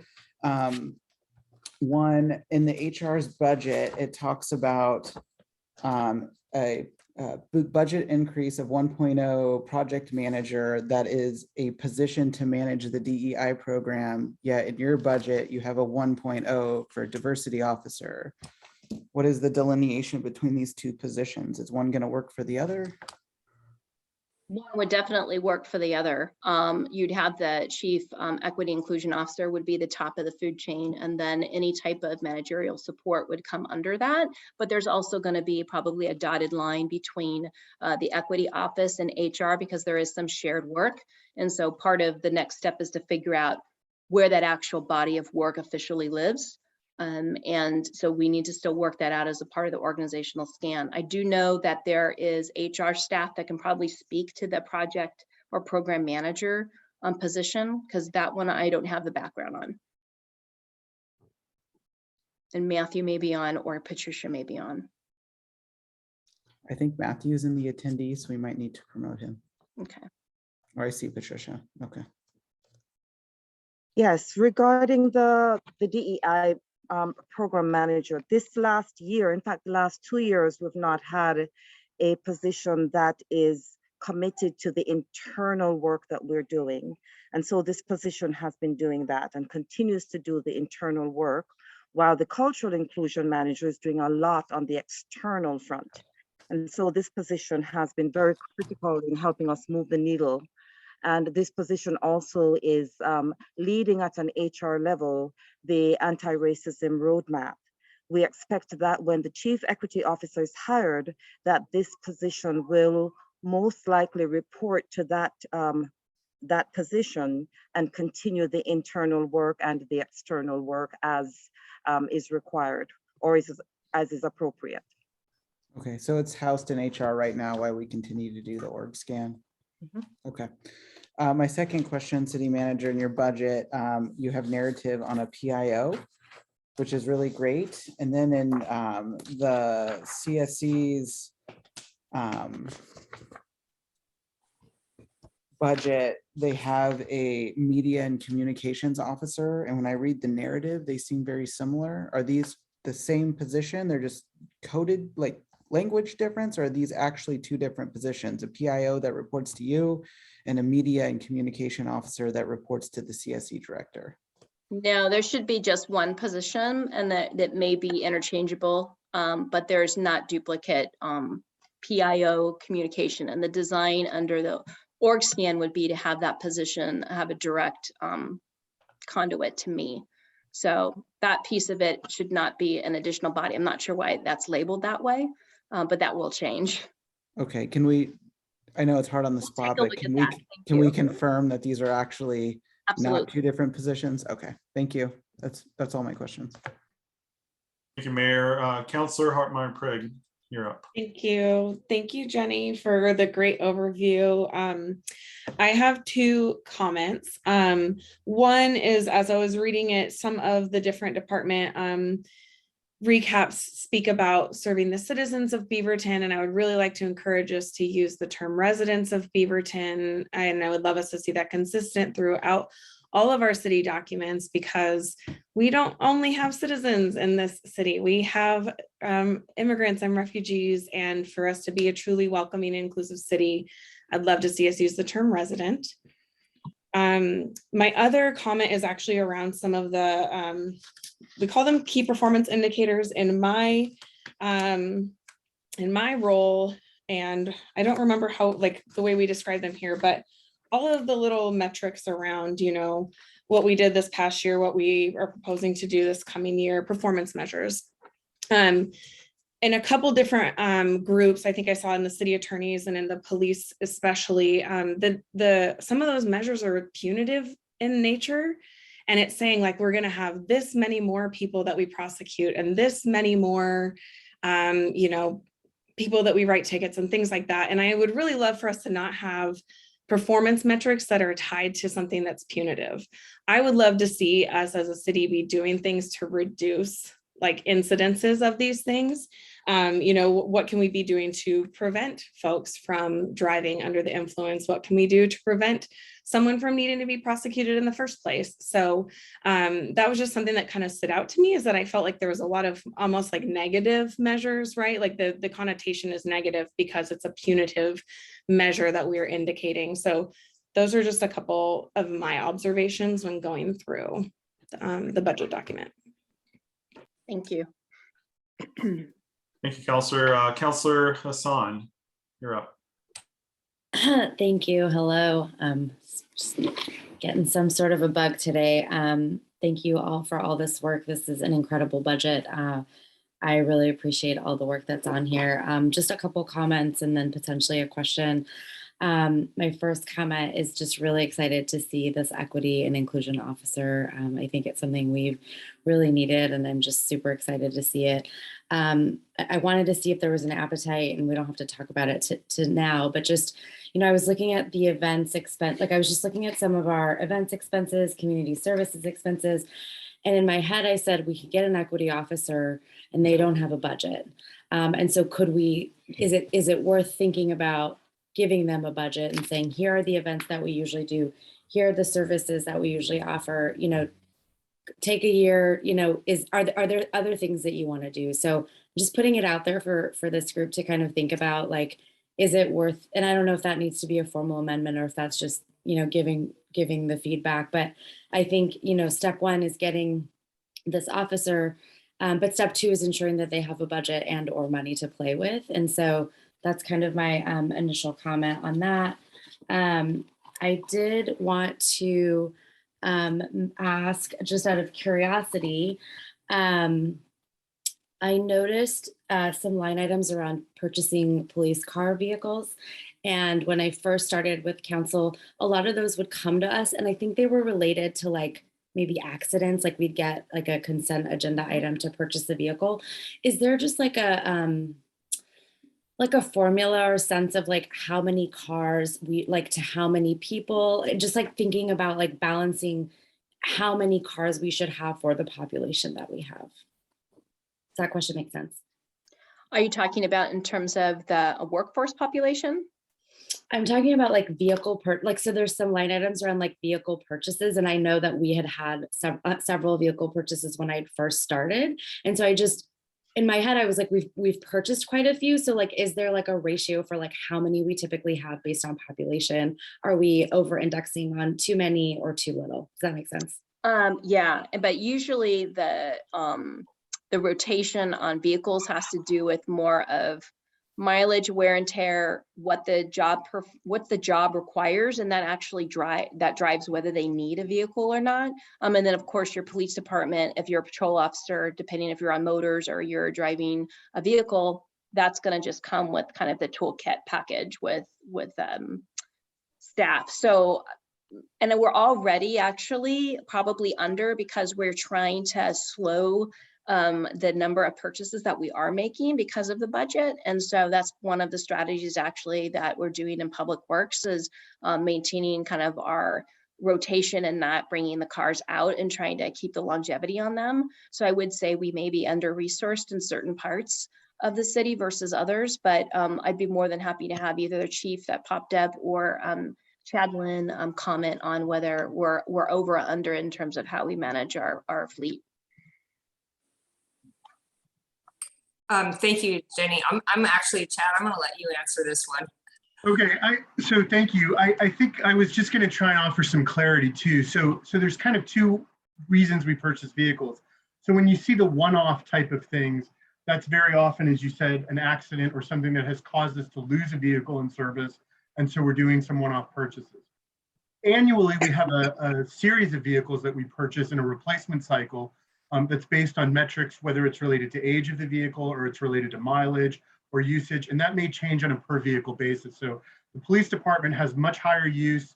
It gets a lot more constant use. And so, and you want a certain state of readiness, and I'll look to the chief for this, but you want a certain state of readiness and reliability. So we have a much higher frequency in cycling those vehicles out due to that need for, a police vehicle that goes down versus, a pool vehicle that goes down is going to have a very different impact on the city. So, and I think what the city manager is talking about in terms of our replacement cycle is we look at that on an annual basis very much in depth and look at the actual vehicles that are coming up from replacement and what condition they're actually in, what their maintenance history is. And then we say, yes, this absolutely needs to replace. Or in our internal review, we say this can be aged, we can go another year, and this vehicle can continue to be in service. So that, I just want to clarify that. With respect to the question about actual population versus vehicle, I think it's much more about the type of positions we have and looking department by department, what kind of field work we have and what kind of use that vehicles have. So we definitely look at mileage and hours of use to see where we can have shared vehicle usage, but I would also agree with the city manager in general. We're probably a little low right now as we're creating and we're expanding the city. We get further and further away from our central places, which then takes longer and it takes more resources to service. So I would say we're kind of in the infancy of a little bit of a growth period as we expand the city out. Okay, thank you. Hassan, I'm sorry to interrupt. Captain Wolf just sent me a breakdown of our usage of cars per shift in a spreadsheet. I can certainly send that to you, or I'll send it to Jenny and she can distribute that to you as well. Yeah, sure. Thank you. And just one other, two more comments, if that's okay, Chair.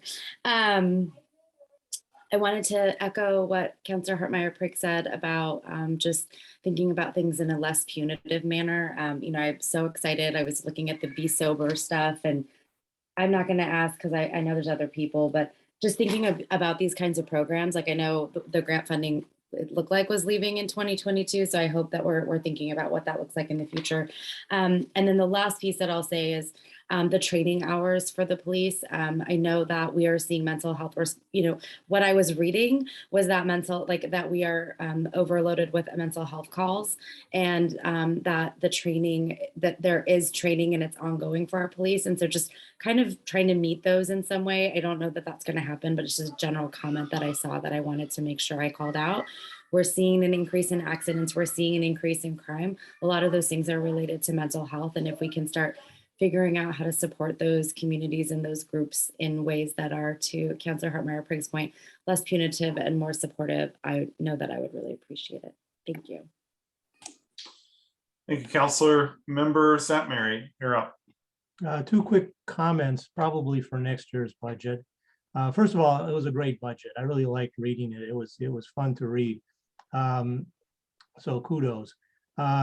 one thought, and probably for the city council members, is it would be useful when I take a look at the benchmarks, the performance measures, whatever you want to call them, it would be useful to have some sort of comparison with like-minded cities.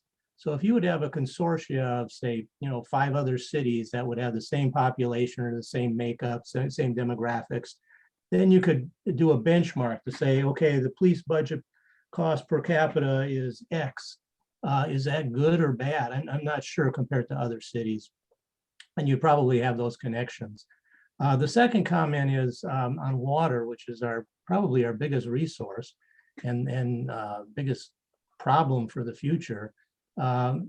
Could we have, and you probably have thought of this, but could we have variable water rates?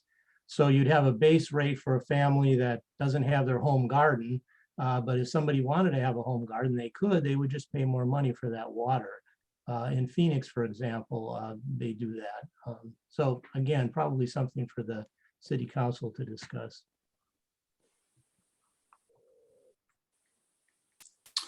Thank you, members. That Mary, Member Decker, you're up. Thank you, Chair. I just had a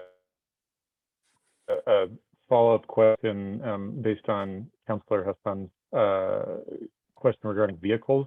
And I'm wondering if there is, if we maintain data historically over the years of like cost per vehicle and whether that has remained, stable keeping with normal vehicle costs. I'm thinking here in particular of whether there's a like per vehicle upgrade that's going on during replacement, or if it is like a one-to-one, replacement in comparable. And then secondarily, just out of like personal experience, I'm thinking about fuel costs and whether those are factored in vehicle purchases and when we're replacing vehicles, if alternatives are being examined that would reduce miles per gallon. So, Jenny, I'm assuming you would like me to take that. So I think I understand the first part, meaning, are we getting better vehicles as opposed to like-for-like replacement in the process? So generally the way the funding works for a vehicle is it's a like-for-like replacement.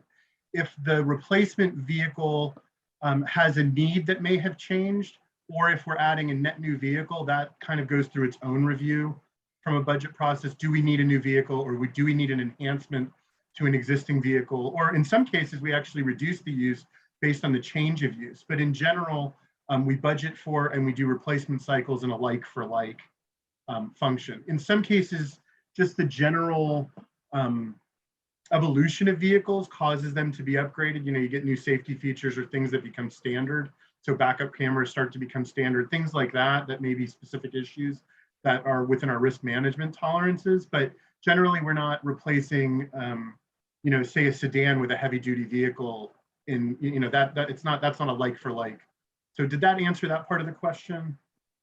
I think so, although I guess it raises more specifically, I'm old enough to remember when like most police cars were sedans, and it seems like several years now, but I think we've replaced the entire fleet with SUVs.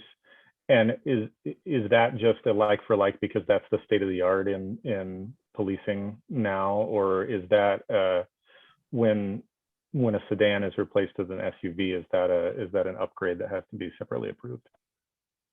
So I may call on the chief to help me with this, but in some cases, there's I believe the police department actually has a group that they go through the need for the police department of what that vehicle looks like. But in some cases, we actually have a market-based challenge, which is who's manufacturing police vehicles. And this is what's available for purchase. So there might be a sedan, but that sedan is not like for the historic sedan that was out there. And so in a strange way, that SUV may actually be more like for like than the existing sedan that's on the market compared to the historic sedan. If I said that right, Chief, maybe give me a nod. Yes, you said that right. And it just depends. Like we go on one platform, Ford, for example, and they change their police package to SUVs. And so to keep with that platform, Ford we switched to the SUVs and that are rated for police use, for example. Did that answer your question, Mr. Decker? Yeah, and there's an element of uniformity that helps both of our departments in terms of maintenance, training, utility. So we try and keep those. So then help me with the second part of your question. Oh, like, do we do lower miles per gallon? Yeah, I mean, I guess the broader question is, like, there's going to be, you know, marginal costs over the years with maintenance of the fleet, particularly vehicle costs, and are those taken into account in vehicle purchasing to say, okay, you know, maybe there's a $1,000 increase here for a long-term reduction because it's a, you know, plug-in hybrid or something like that. So I think beyond cost, I think just from our climate action and our you know, agency citizenry or our agency community goals here, we're looking towards electrification or alternative fuel vehicles in general. And where we can replace that, we do.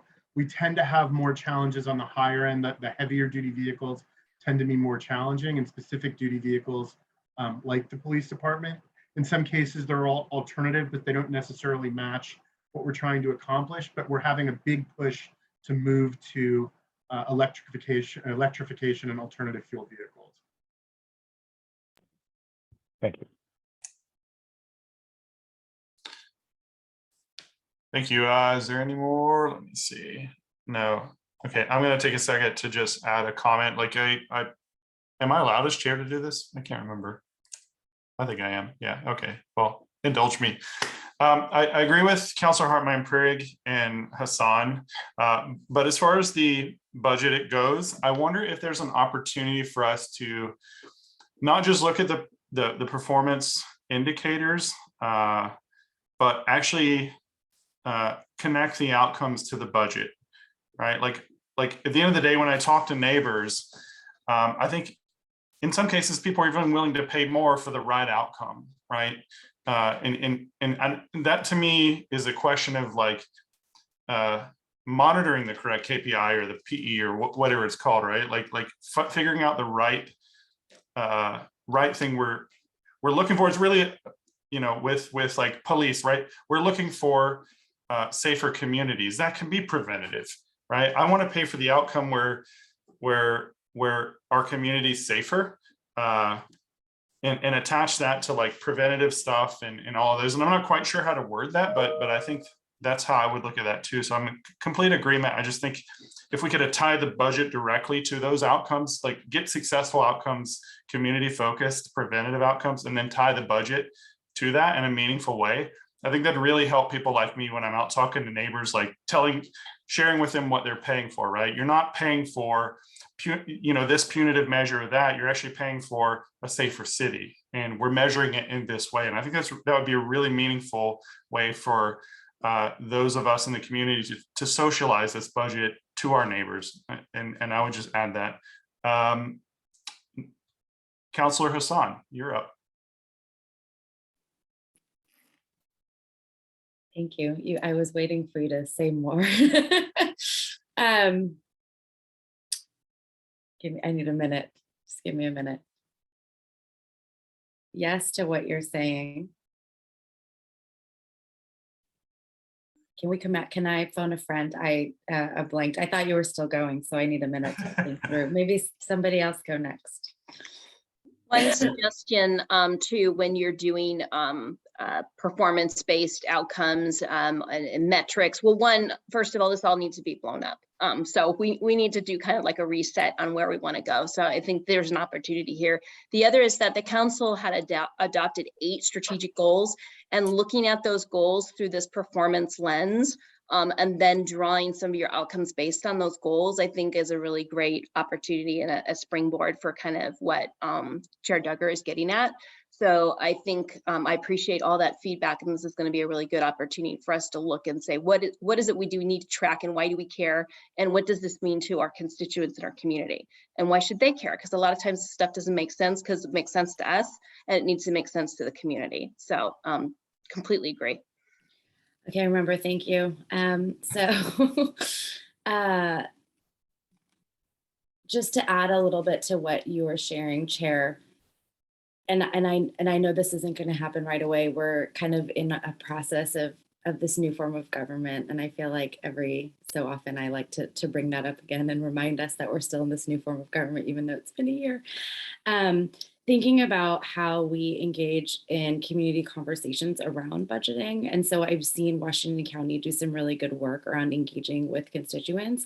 We have to be careful when we do that, because sometimes we engage and then we don't really do anything based on the engagement. So that's something that I just want us to, like, you know, like it's the olive from the branch that, you know, in 2 to 10 years, we're able to start achieving.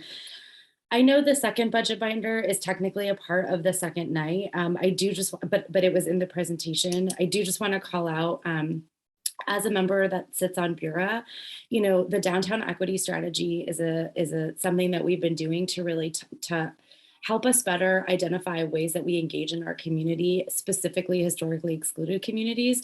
And as the budget sits today, it looks like there is no funding to support that. I understand, like that's where we are today.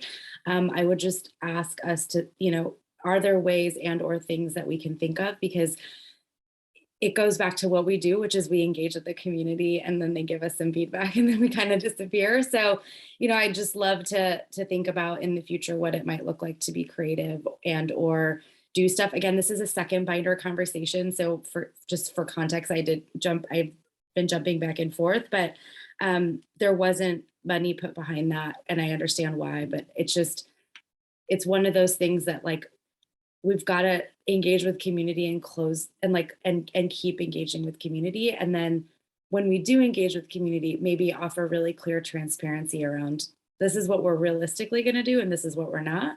I know as a city councilor, and I'm sure many others in this room have been, you know, spoken to about a community member who was told something in some community outreach, right? And then nobody really circled back and said, oh, that's actually not happening anymore. Or like, hey, this, you know, and it's like a consultant, right, that came in. And so just thinking about how we close those loops and that the downtown equity strategy that was presented to the Bureau team was just like the dream strategy that I'd love for us to start adopting as kind of how we do equity work. So something for y'all to think about. Thank you. Thank you, Councilor. Mayor Beaty, you're up. Just a comment on the police workload measures and stuff. I think it's important to like break out workload measures versus like goals and what they're doing, because what I don't want is to lose that, because I do think it tells the story of what the officers have been up to. And some of them, you know, they're proposed at what they're doing, it looks punitive, but I wonder if it's a little bit of like budgeting time and how they're operating and all of those things. So I think we need to be more thoughtful on the wording on how it is, but I would really hate to lose those workforce measures, because I think that helps me understand the budget more and understand what our officers are doing on a kind of more daily basis than just patrolling. So I know we have a lot of work to do in that narrative, but that particular piece is something that interests me that I like to look at every year. Thank you, Mayor. Member Johnson. Yeah, thanks. Along those lines of law enforcement, I was thinking myself, is there any way that we can get a poll from law enforcement officers about what they see as potential preventative opportunities and find out if they actually have the time and resources to do it? It's one thing to say police need to do outreach and try to help us prevent mental health problems and things like that, but it's another thing to get in the weeds of the strategy. And then similarly, I wondered if this committee is in a position where we can maybe hear a survey from the community. So it sounds like maybe there's been community outreach done and maybe reported back in some way in the past, but to be able to actually ask community members, what do you see as the role of law enforcement in the community? What would be helpful to you, to just get some more feedback from folks who are doing the work and like us living in the community. But I honestly don't know if that's something that's happened before or what's an appropriate place for that to be gathered, if it's possible. And could this committee hear that, or would that go to a different committee?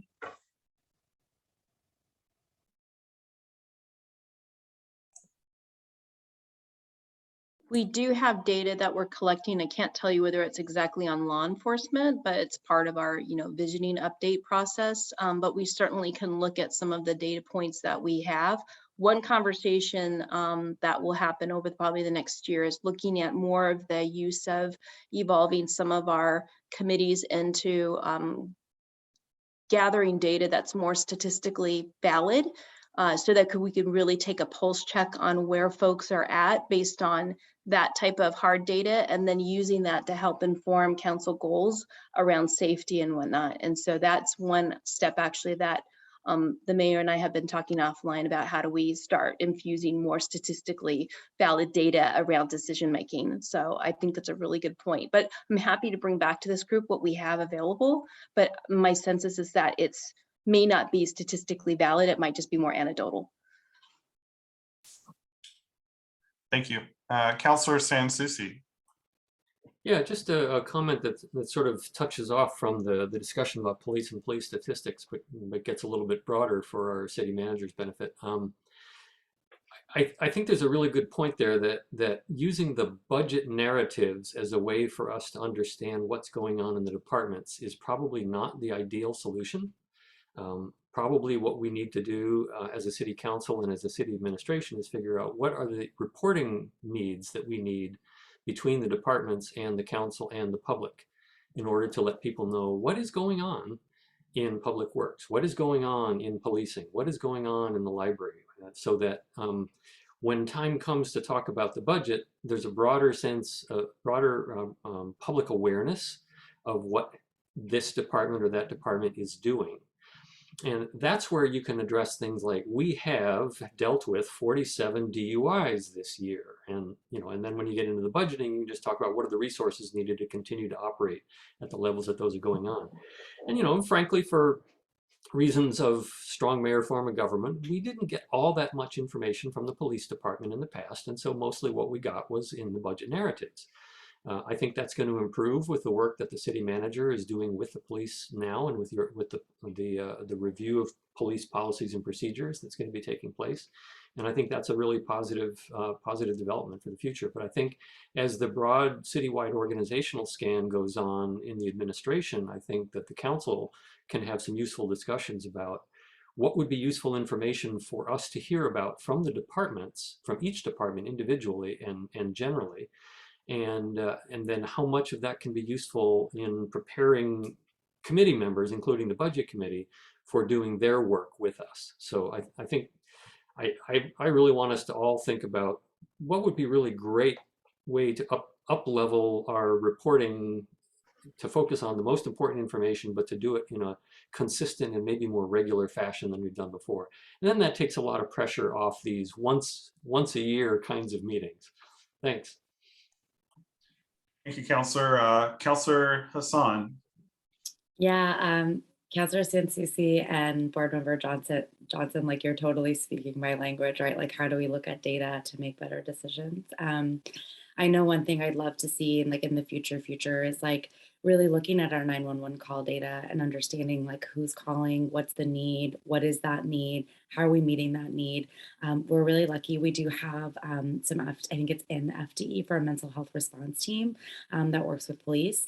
But I know that we've seen the data, at least we see it sometimes. We know that DUIs are up. We know that mental health calls are up. And so how are we ensuring that the people that are responding to those calls are set up? So I don't think we're going to solve that today, but I do want to recognize that it's important that we're talking about it and that we continue talking about it, and that hopefully we continue to use data to help inform the decisions that we make. Thank you, Councillor. Councillor Tivnon, you're up. Thank you. Yeah, I attended the Be Sober Court graduation today, which is very reflective of some of the themes I'm hearing in this conversation, which is addressing root problems and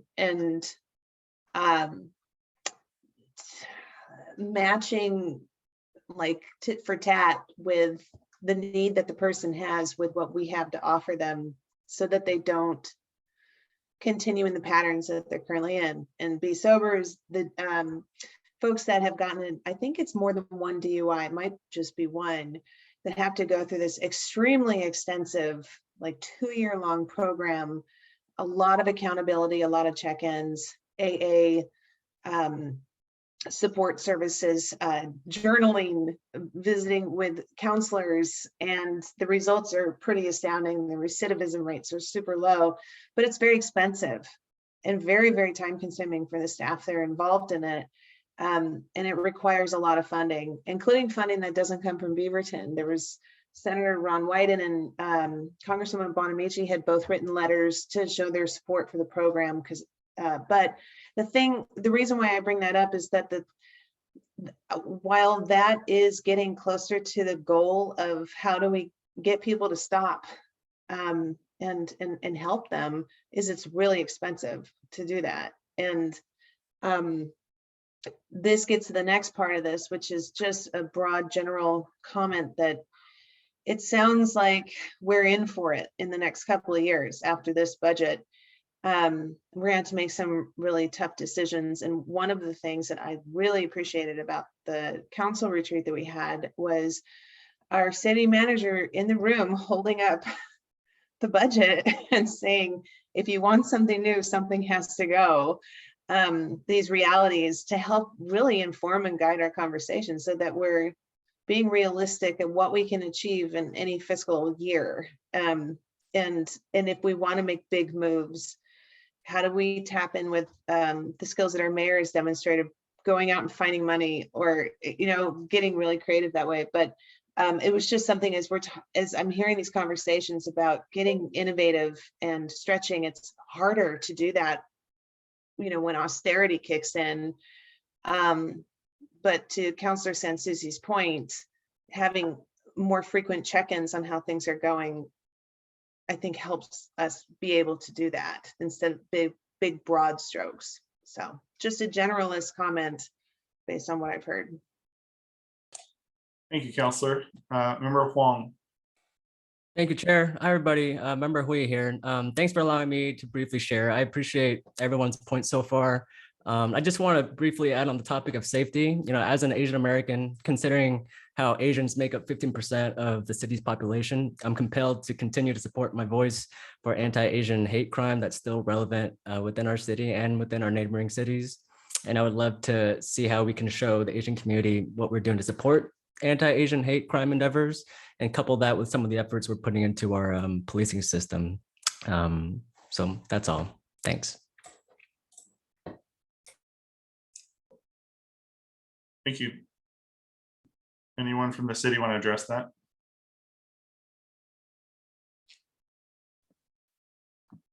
I don't know if Chief is on the line or not, but some of our community academies might be an opportunity to start doing that. And then also to the whole group's point in terms of the data collection too, that kind of help inform that conversation. Chief, I don't know if you have anything specific around this topic.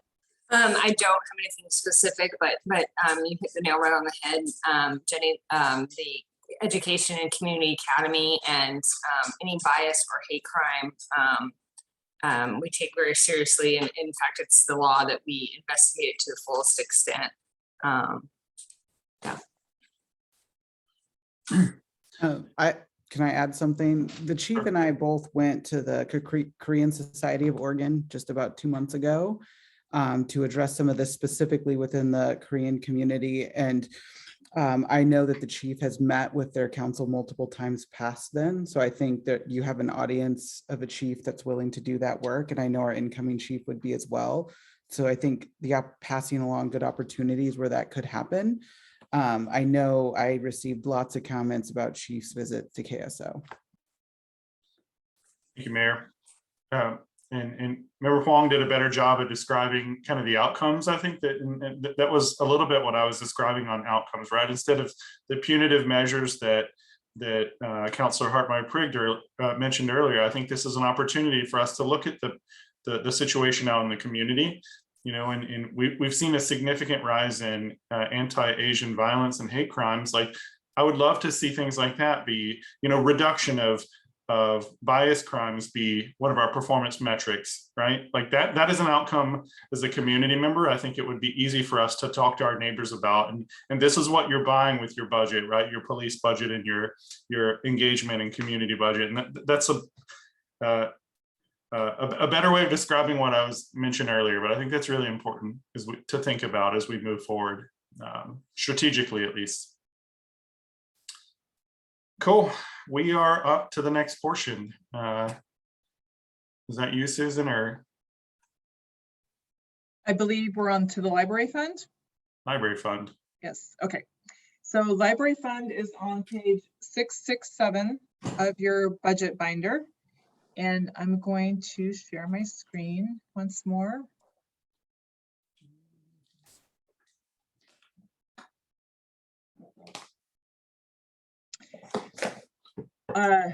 No pie charts on this one. Our week went kind of crazy this week. So here we have a synopsis of the library revenues. So you'll see that the beginning working capital for the library fund in fiscal year 23 is roughly 11.4% at 1.4 million. The library gets most of its revenues from property taxes, and those property taxes come in two categories. The first category is the city property tax. The next category is the Washington County property tax. So for the city property tax, we're expecting $4.3 roughly million in property tax revenue, making up 34.6% of the library fund. And then the WCCLS, which is the Washington County Cooperative Library Service, I think that's what, or system, will bring in roughly $6.5 million or 53%. That is funded from the Washington County property tax. So you'll see that 53% of our revenue actually comes from Washington County.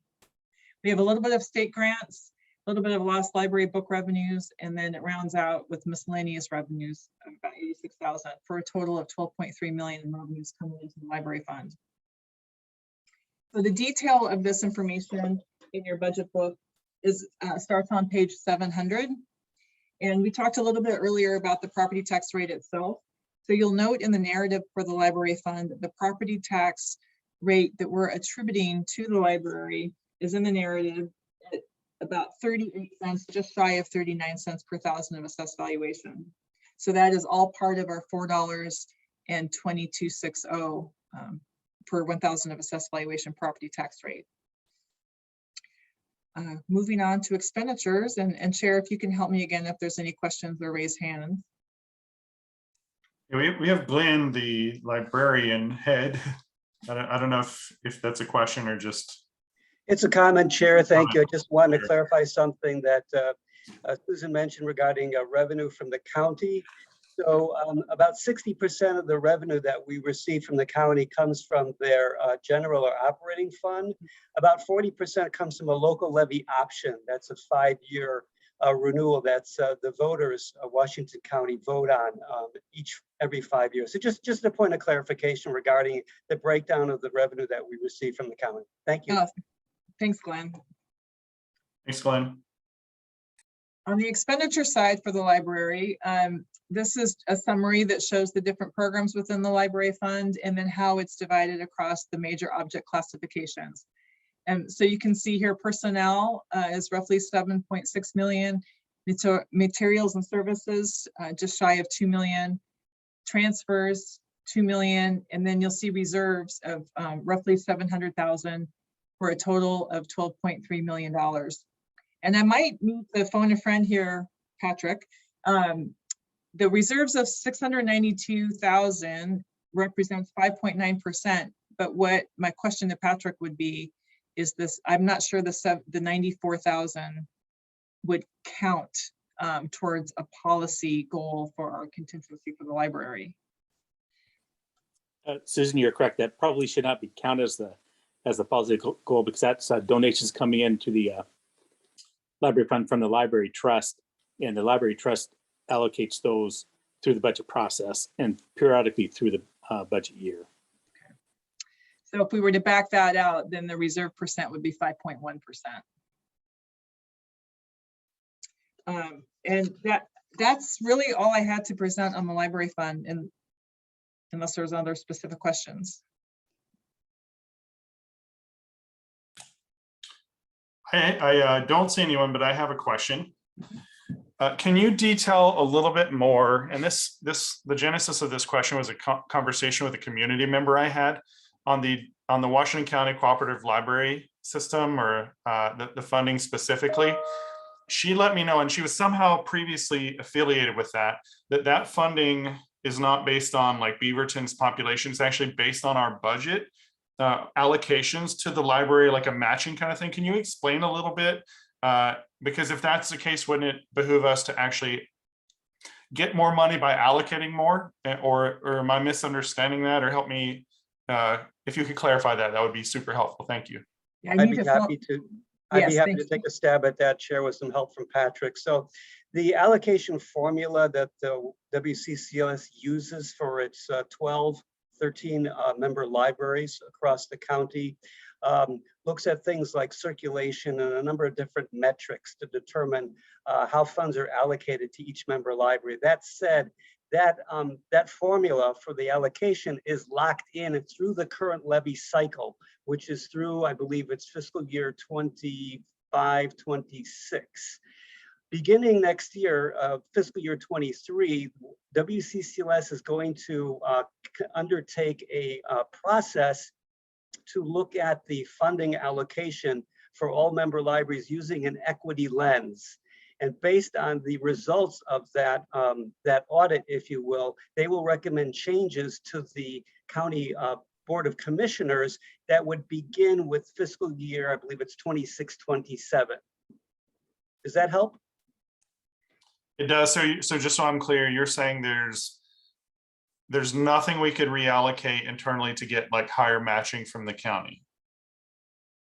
Not through this current levy cycle. However, given that 60% of the revenue received from the county comes from their operating budget, there is the potential, I suppose, for the county to consider, if they wish, to allocate a greater portion of their operating fund to the WCCLS on behalf of member libraries. But it's not baked in now, though. Beg your pardon? But it's not allocated right now. Like that's something that would be subject to future policy whims of the county.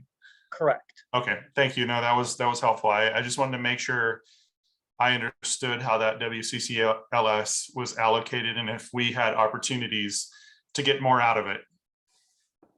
Thank you. Looks like Councilor Hassan is up. Yeah, I just thought I'd take this opportunity to plug, sorry, the design and make space. If you all don't know, we did a ribbon cutting for it last week and I've dropped it in the chat. So go library. Thank you, Councilor Hassan, and thank you for being there for the ribbon cutting. Thank you, Councilor. Member Zat Mary.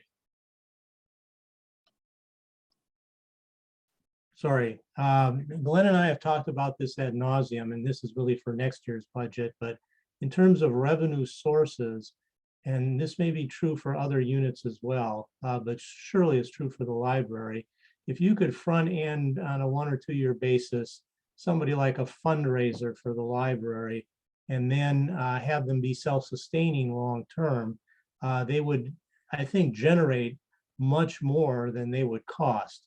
And that may not be true in other areas, but certainly for the library, you could generate several $100,000, I would guess, out of a fundraising effort for somebody who in fact knew what they were doing.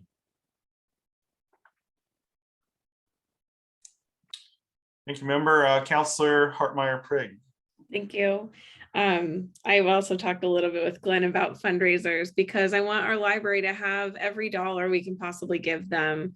And I know that our in the recap, there was the request for our city to match what comes in from the county, and we're close, but we don't quite make it. And so I really hope, I know we're in a kind of a rough budget position, but I would love to see us get to that matching place at some point and really, just kind of infuse. The library is just like such a key part of community making. Our librarians really serve a role that is so much more than just helping people find books and things from the library of things.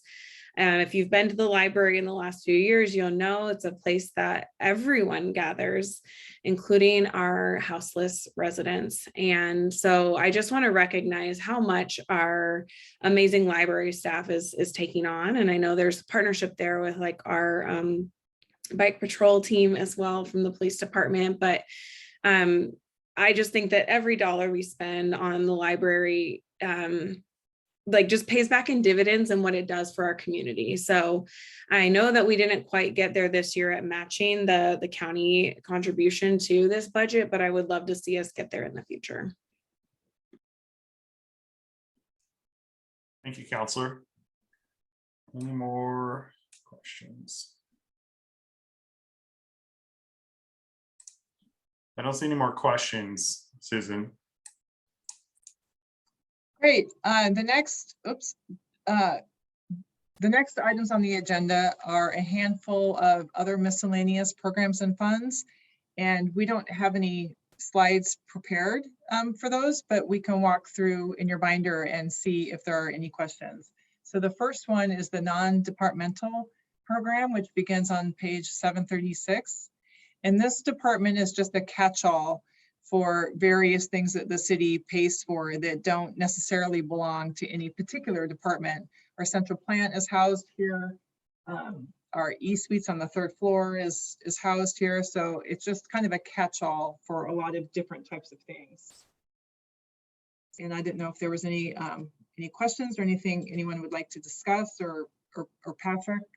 I'll pause, see if there's anything in particular you want to bring up for non-departmental. Susan, I'll leave that under the non-departmental program. It's really just the general allocation, a central plant, and some of the other programs within the non-departmental category are reviewed in other department budgets. Thank you. I'll talk slow in case someone wants to interrupt me. The next one is the general bonded debt fund, and that's on page 71. And that is a special fund to record the debt service that we pay on our GO bond. That's funded from the special property tax levy that I mentioned earlier, of the rate of $19.60 per thousand of assessed value. The special revenue debt fund pays the debt service for the $90 million special revenue debt we issued in the spring of 2020. A lot of that, 55 million of it, is backstopped by the urban renewal tax increment. Our assessment debt service fund on page 771 is, I think that's the holdover. There's very little left in there. We had a special assessment years ago, and that fund is phasing out. We have our water debt service fund on page 775 that records all the debt that we have on our water fund. We just issued roughly $42 million in debt with a premium, rounds it up to 45 million. That debt service will be later in fiscal year 23, but we have a number of debt outstanding on our water fund, and this fund would record all that principal and interest. And the funding source for the water debt service fund would be our water operations fund, which is water rates. And then lastly, on page 790, we have our Federal American Rescue Plan Act fund, which really at this point is more of a matching fund. We did certify our revenue loss through ARPA, and as mentioned before, we're using $6.5 million of that for the general fund. And so the residual funding in this fund would then be for the council allocations that they designate through various work sessions and resolutions throughout the fiscal year. So Patrick, is there anything else that you would like to add? No, Susan, you covered it very well. Thank you. Thank you. And budget committee members, if you have other questions, be happy to entertain them. Otherwise, Chair, I'll turn it back over to you. I do not see any questions. We'll pause for another maybe 10 seconds if anyone has their questions.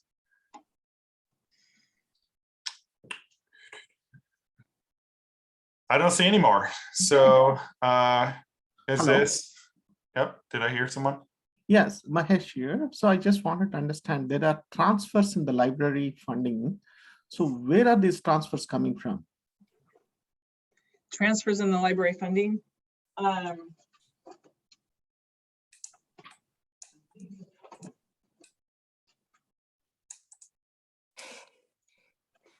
Susan, this is Yeah. Patrick. Yeah, go ahead. Most of those transfers are to the general fund for providing all of the overhead support that the library has for all of its, mainly its employees, and its percentage of allocation of all of our central what we call general administrative costs, which includes the city manager's office, the city council, the finance and human resources, and the city recorder's office.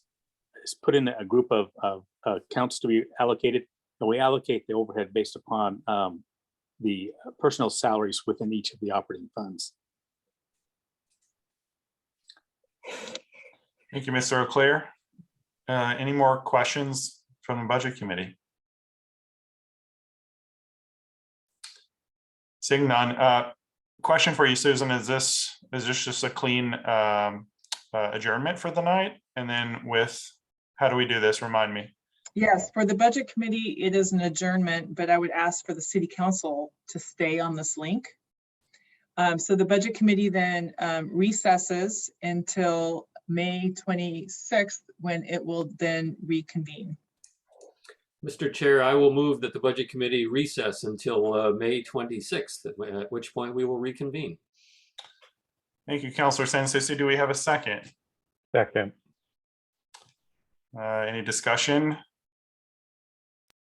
And then Susan, do you want to take a roll call? Do we have to do that for closing it, or? No. There we go. Okay. Then Budget Committee, we are recessed until next Thursday at 6 p.m. Is this the Correct? same link for City Council? It is the same link. Okay. I'm going to stop the recording and then restart it. Okay. Okay. Thank you, Budget Committee. Thank you. See you next week. Budget